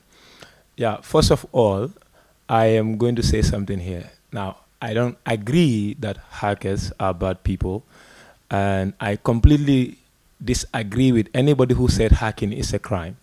I believe that people have a misunderstanding of who a hacker is and what is hacking, and and then there is this obviously perception as of somebody who does hacking is bad. Like, I'm a cybersecurity professional and I'm a hacker. He's a hacker, right? I know a whole lot of people who are hackers. Always say this at every conference that we no, go to. obviously, yeah, and then you hack. Yes, and then honestly, I just have to read this. I even have to type it out for people to understand. Now, a hacker is simply an uninquisitive, a critical thinker who solves complex problems with unorthodox means. These actions and methods by which these problems are solved be they social, financial, economic, political, technological, or otherwise, is called hacking, right? So honestly, I think when we are drafting these laws, you know, as the Gambia is a developing country, we tend to actually follow too much of what is happening outside. And then it goes to a point we even forget as to what are we expecting, right? The trends of next years or next 10 years or 50 years. Next 5 years, we will still have to come back and review these policies or these acts.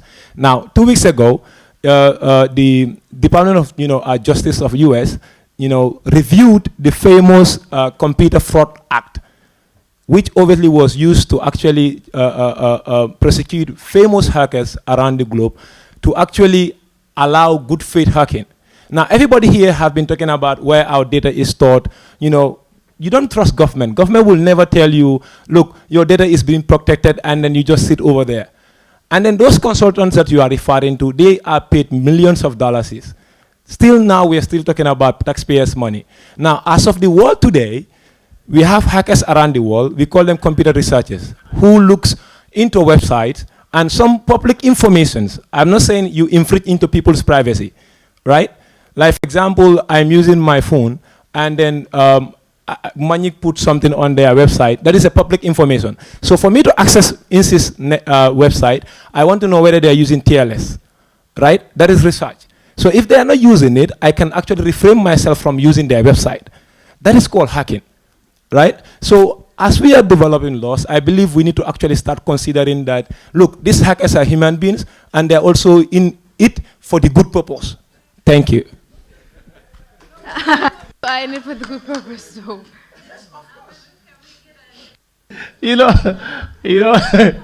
Maria, I saw Maria was telling him, Ismaila, you keep saying this in every workshops.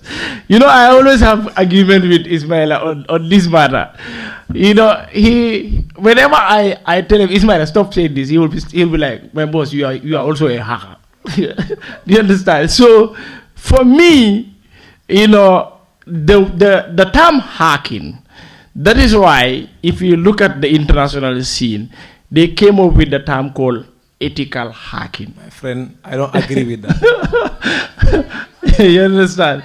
So coming up with the term ethical hacking, if hacking is legal, is legitimate, we would not have talk of ethical hacking.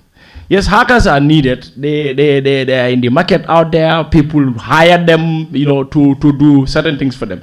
But most of the practices that hackers do is illegal. Is unauthorized access to people's privacy or organizations' information that you don't have the authority to have access to.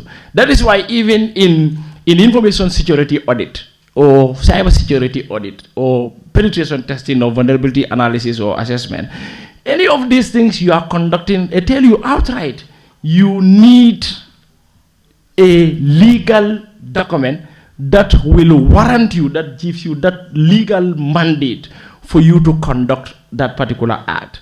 And even in the IC Act, Yahya will agree with me.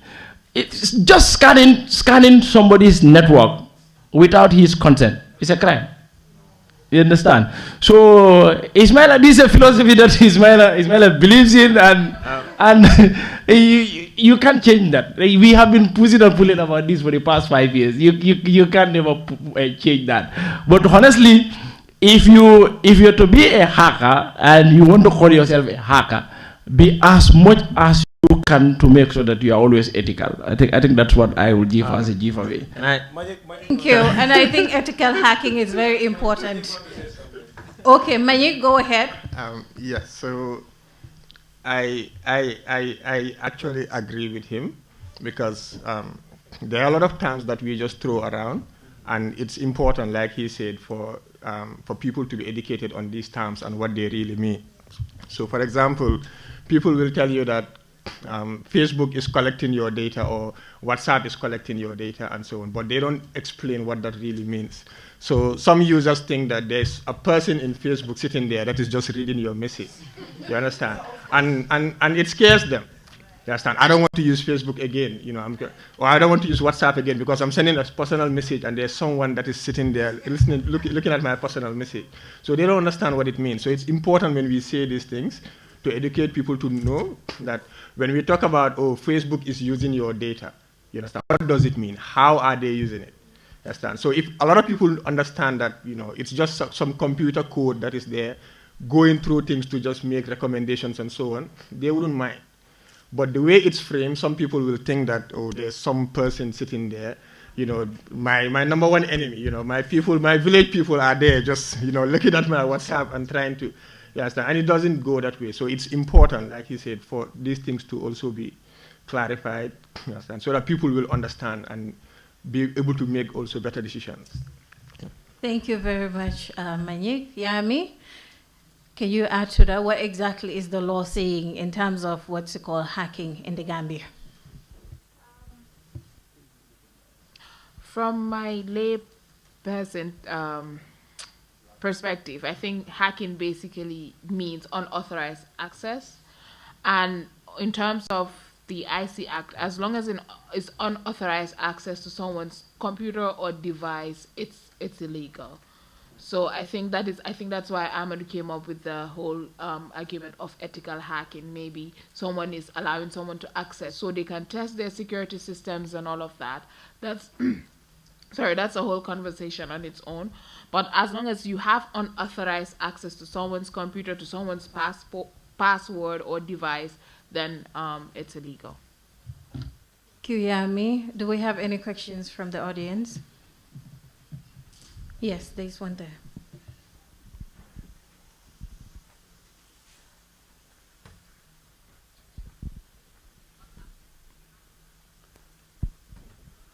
Okay, good afternoon. My point is it's not going to be a question, but probably just to add on to what Amaru said earlier on. With respect to the story that he narrated, chasing that guy to take down the the YouTube video, and see now they are chasing him. Basically, as an employee of the SAT, that's one thing actually SAT do most of the time, or that's one of their basic one of the things they do mostly. Right now we are relatively new, about 1 year ago. So see now we still on at the teaching stage. Basically, some of the things that we currently doing is we're trying to partner with the big tech companies like Facebook, Google, and others through our partners. But right now, currently, we are a member of the Africa SAT, and we are trying to formalize our membership with FES. So what SAT can do in that aspect to take down the video is when you formally establish your collaboration or your relationship with the Africa Bureau, any complaint that comes within nationally, you can channel them through Facebook Africa Bureau or Google Africa Bureau, and then they will also do their investigation at their stage, and if it's genuine, then they will take it down. So basically, that's one thing we're looking forward probably in coming years or in coming months to work with them and then to see how best we can take it down, even when the person doesn't want to take it down. Okay. And we have also been working with private individuals who come to us with certain complaints from people, and we are able to help them sort it out. So that's just one thing I wanted to add on to what Amaru's point. Probably right now many people don't know us, but these are some of the events that we go and then probably put ourselves out there. So probably you can, for more information, you can. We have a website up and running this year. It started this year, so it's gmsat.gm. You can go online and then probably you'll see some of the things that we do. Even though it's not that much flashy, but yeah, there's some information that you can get or grab from there. Thank you.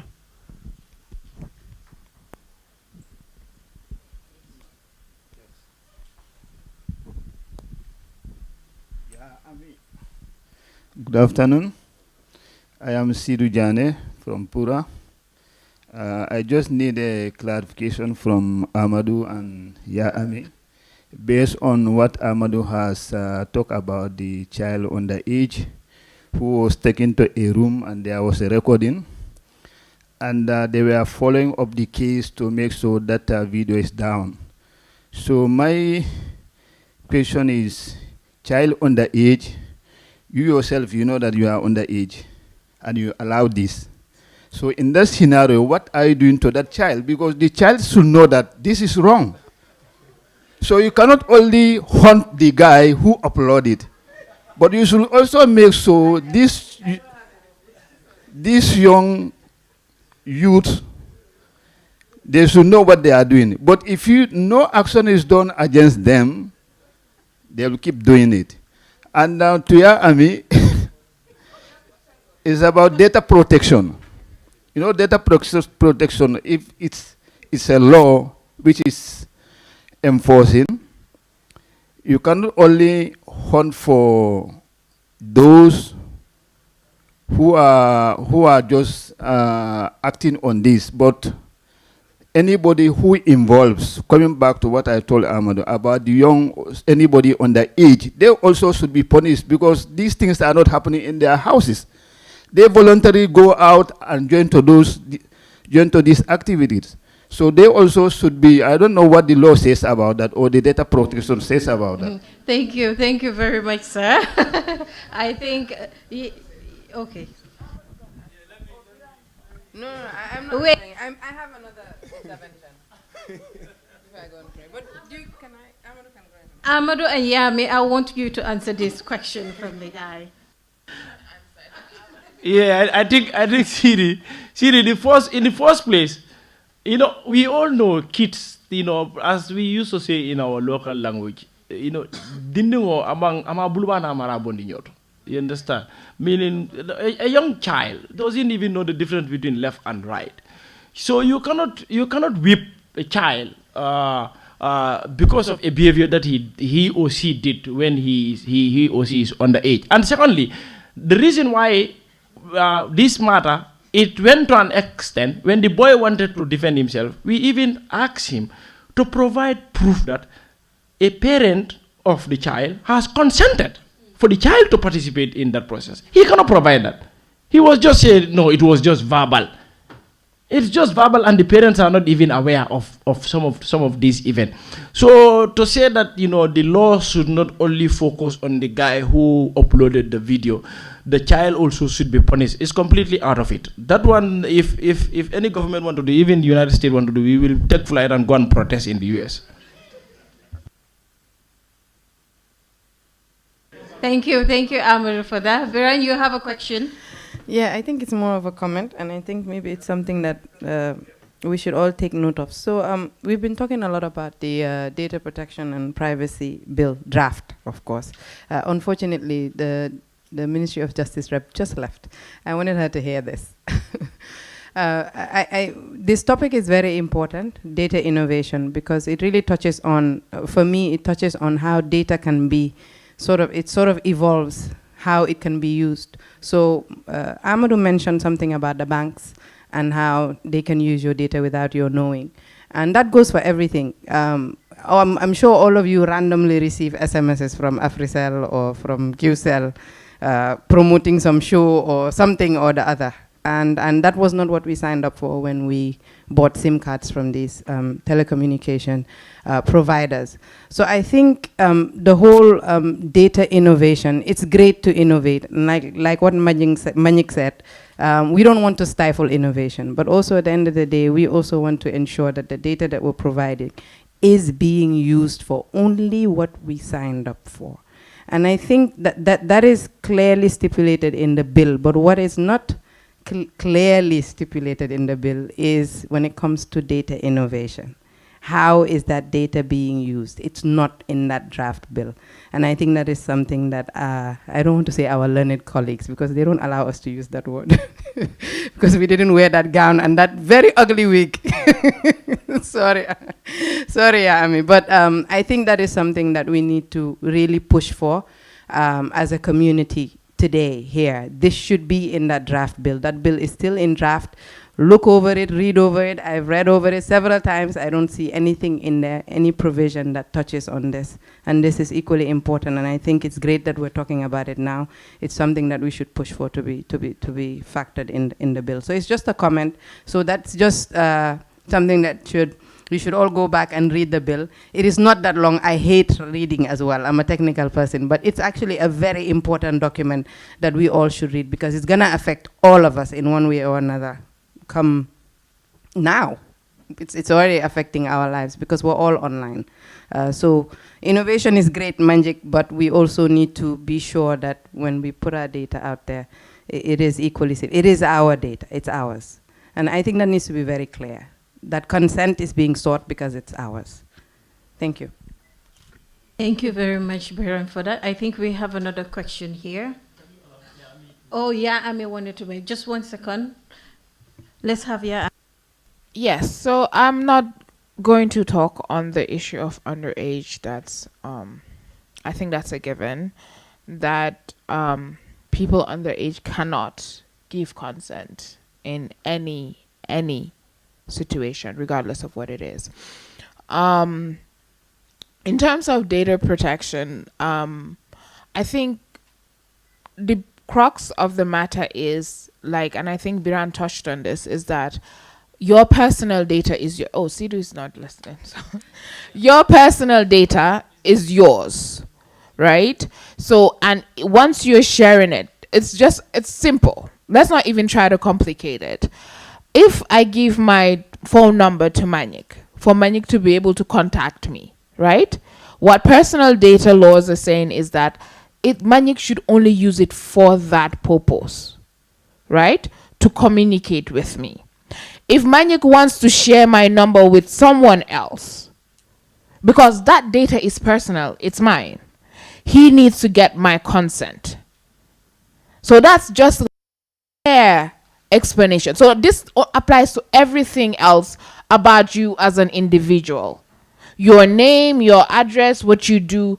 When you sign up to these apps, when you sign up for these whatever it is, basically you're saying is this information that I'm putting in, you can only use it for this. And I think we've said there have been even workshops or trainings where we've even talked about how we have all these workshops that we attend, and every day we go, we fill a form. But do we know what that information, because we put our Gmail, we put our email addresses, we put our phone numbers. Do you know? So what exactly is it being used for? Can that organization 2 years later send me information that has nothing to do with what I attended the workshop for? So these are questions that we need to ask, because all of it is dealing with data protection. Sorry, I know I'm just going. Taking a photo of me. Using the photo of a person anywhere public, you need the consent of that person. Taking the video of any person and using it anywhere outside of what was agreed, you need the consent of that person. So I think these are conversations. So when we're talking about it, I know sometimes we try to complicate things, but we just have to look at it in a very simple and simplified manner. So when those rights are violated, when Manik shares my number without my consent, are you saying that I should also be held liable for giving my number to Manik? You know what I mean? That is basically what we're saying, that everybody should have the responsibility. So thank you. Thank you so much, Yami. Not to dwell so much on that topic, because tomorrow there is a session specifically for cybersecurity and trust for tomorrow. So those of you that are really interested in taking this conversation, we urge you to be here early tomorrow, you know, and then see what the conversation will focus on. Are we taking any questions? Yes, one more question. Okay. We'll take one more question from the audience, and then we'll check with Therese if there are any questions online as well. T, do we have none? Okay, so this will be our last question for this side. Okay, good afternoon. I am Mr. Ansubaji from the Ministry of Higher Education. Okay, my question is to Mbanyik. As a technology company that is involved in both infrastructure as a service, platform, and also software as a service. Okay, my question is regarding your contracts basically with government agencies and ministries in terms of the services that you provide. What are the legal aspects that you mostly look into in terms of signing those contracts? Because I'm aware most of the time that those contracts are signed with people that have no idea with what they are signing for. And in the end, it brings problems in terms of innovation and also sustainable access to data on the platforms that they're building. And this is also causing a problem in terms of data accessibility. what are the ways that you look at in terms of those issues? I'm tempted to say, because of data privacy, I cannot answer that because. But yeah. So when we work with people, so it depends on. So normally, before we sign contracts, when we are sending proposals, we provide different options. Government agencies, to be specific, I know that they always insist on hosting their own data. So during the phase of development, deploying, testing, and so on, we can host the data and so on. But then afterwards, they always insist that they host the data. So we don't really have that issue with government agencies, because whenever we develop and it's done, then we sort of give everything to them. And the agreement is all the test data and so on that resides on our servers are destroyed. How we destroy it, whether they come to verify it, I mean, I'm not going to speak on that, but at least that's something that we agree on. But at Insys Global, so we have a legal team. Well, we have a whole legal component. They are the in situations like this.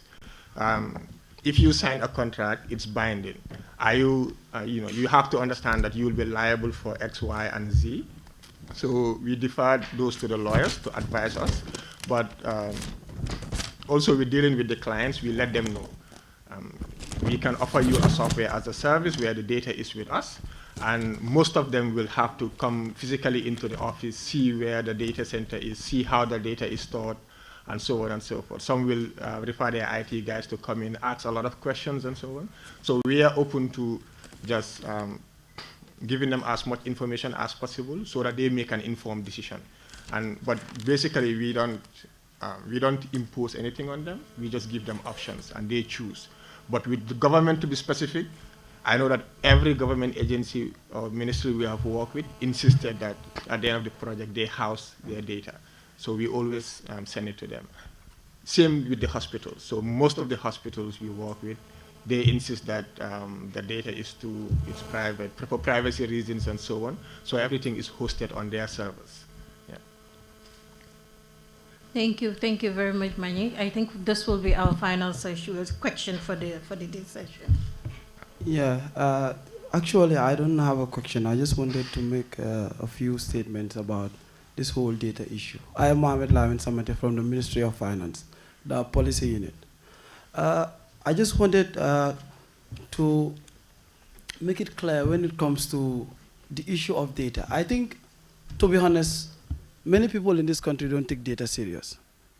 Because I've been doing some surveys with GBOS before joining the ministry. But even to collect, talking about publishing the data, you have to have the correct data first. When I went up country to collect some of these sustainable development goal data, the things that people are saying on paper and what is being collected is totally different. First, you have to collect the data properly. The data should be available. And how to use the data.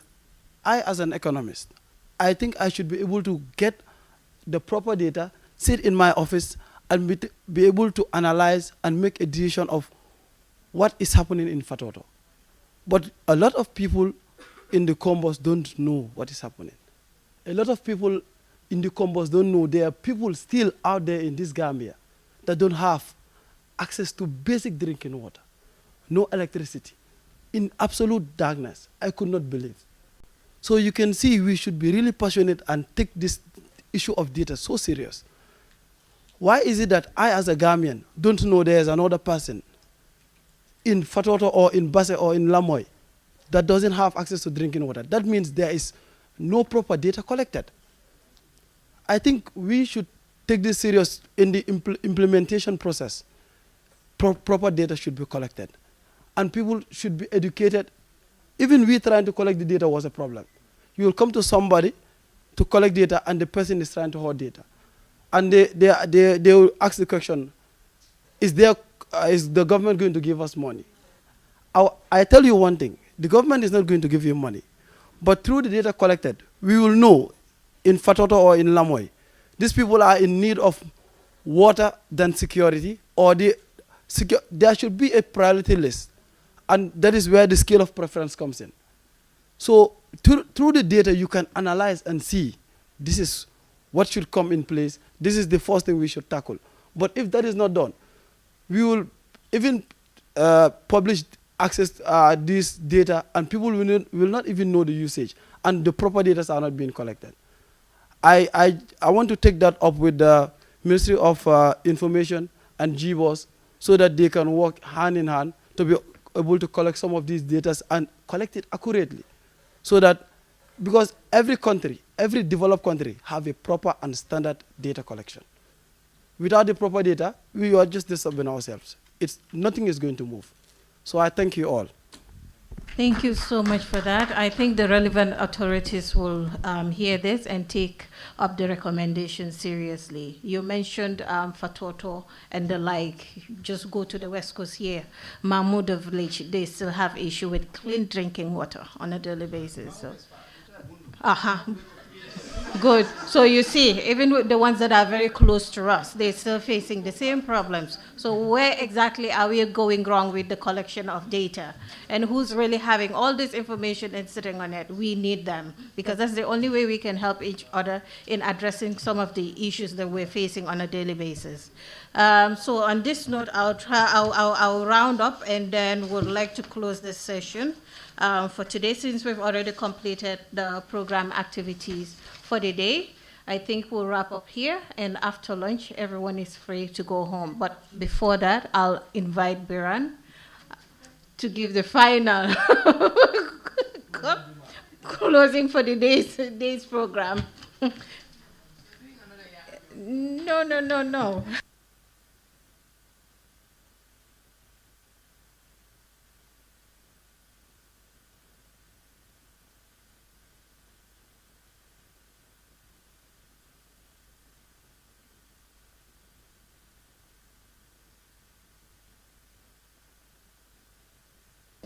I need this. I just want to say a few things, actually. All right, so I don't know, this is impromptu, but I'll make it short and sweet because I'm sure you guys are all hungry. The Nyayens are here, and the people from Mundung are also complaining about food, so I'll make it quick. So thank you for staying for the entire time. Thank you for joining, and I'm stepping in on behalf of Khadija, who is the acting chair of the IGF. Though short notice, I think everyone knows that IGF is something that when you're in the policy space, is something that you're very passionate about when it comes to internet policy. Earlier today, we had a very interesting and lively session with Yahya and her colleagues from Article 19 regarding access to information, where we touched on how information needs to be accessible to the public when it comes to public sector. And I think not only in the digital sense, but also offline access. Just being able to access information that should be readily available is still really a struggle. So I'm going to go back to what Yahya said at the beginning of this session is with regards to just implementation in general. I think it's great to have these kinds of gatherings. It's great that we come together and discuss the challenges. But what is the follow-up? I think that's where really the way we need to challenge ourselves more as a space where we come to discuss issues. IGF is not just about sitting and discussing policy issues or lamenting about our challenges or coming up with potential solutions or crucifying the odd person here or there because their ministry is not doing what they're supposed to be doing. But it's also about coming up with answers to those questions. And not only coming up with those answers, but following through with implementation. And I think that's where we all need to challenge ourselves. What are we going to do extra when we step out of this hall?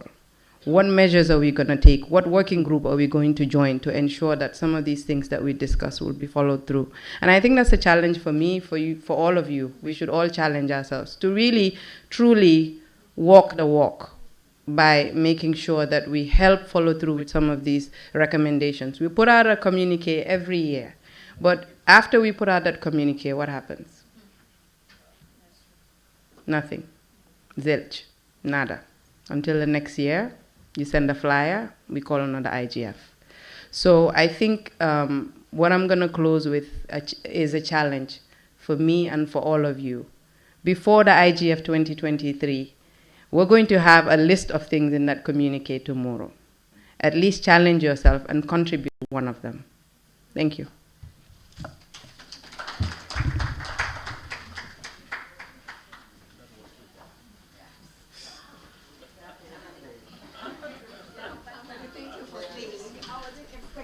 Don't want me to be more concerned.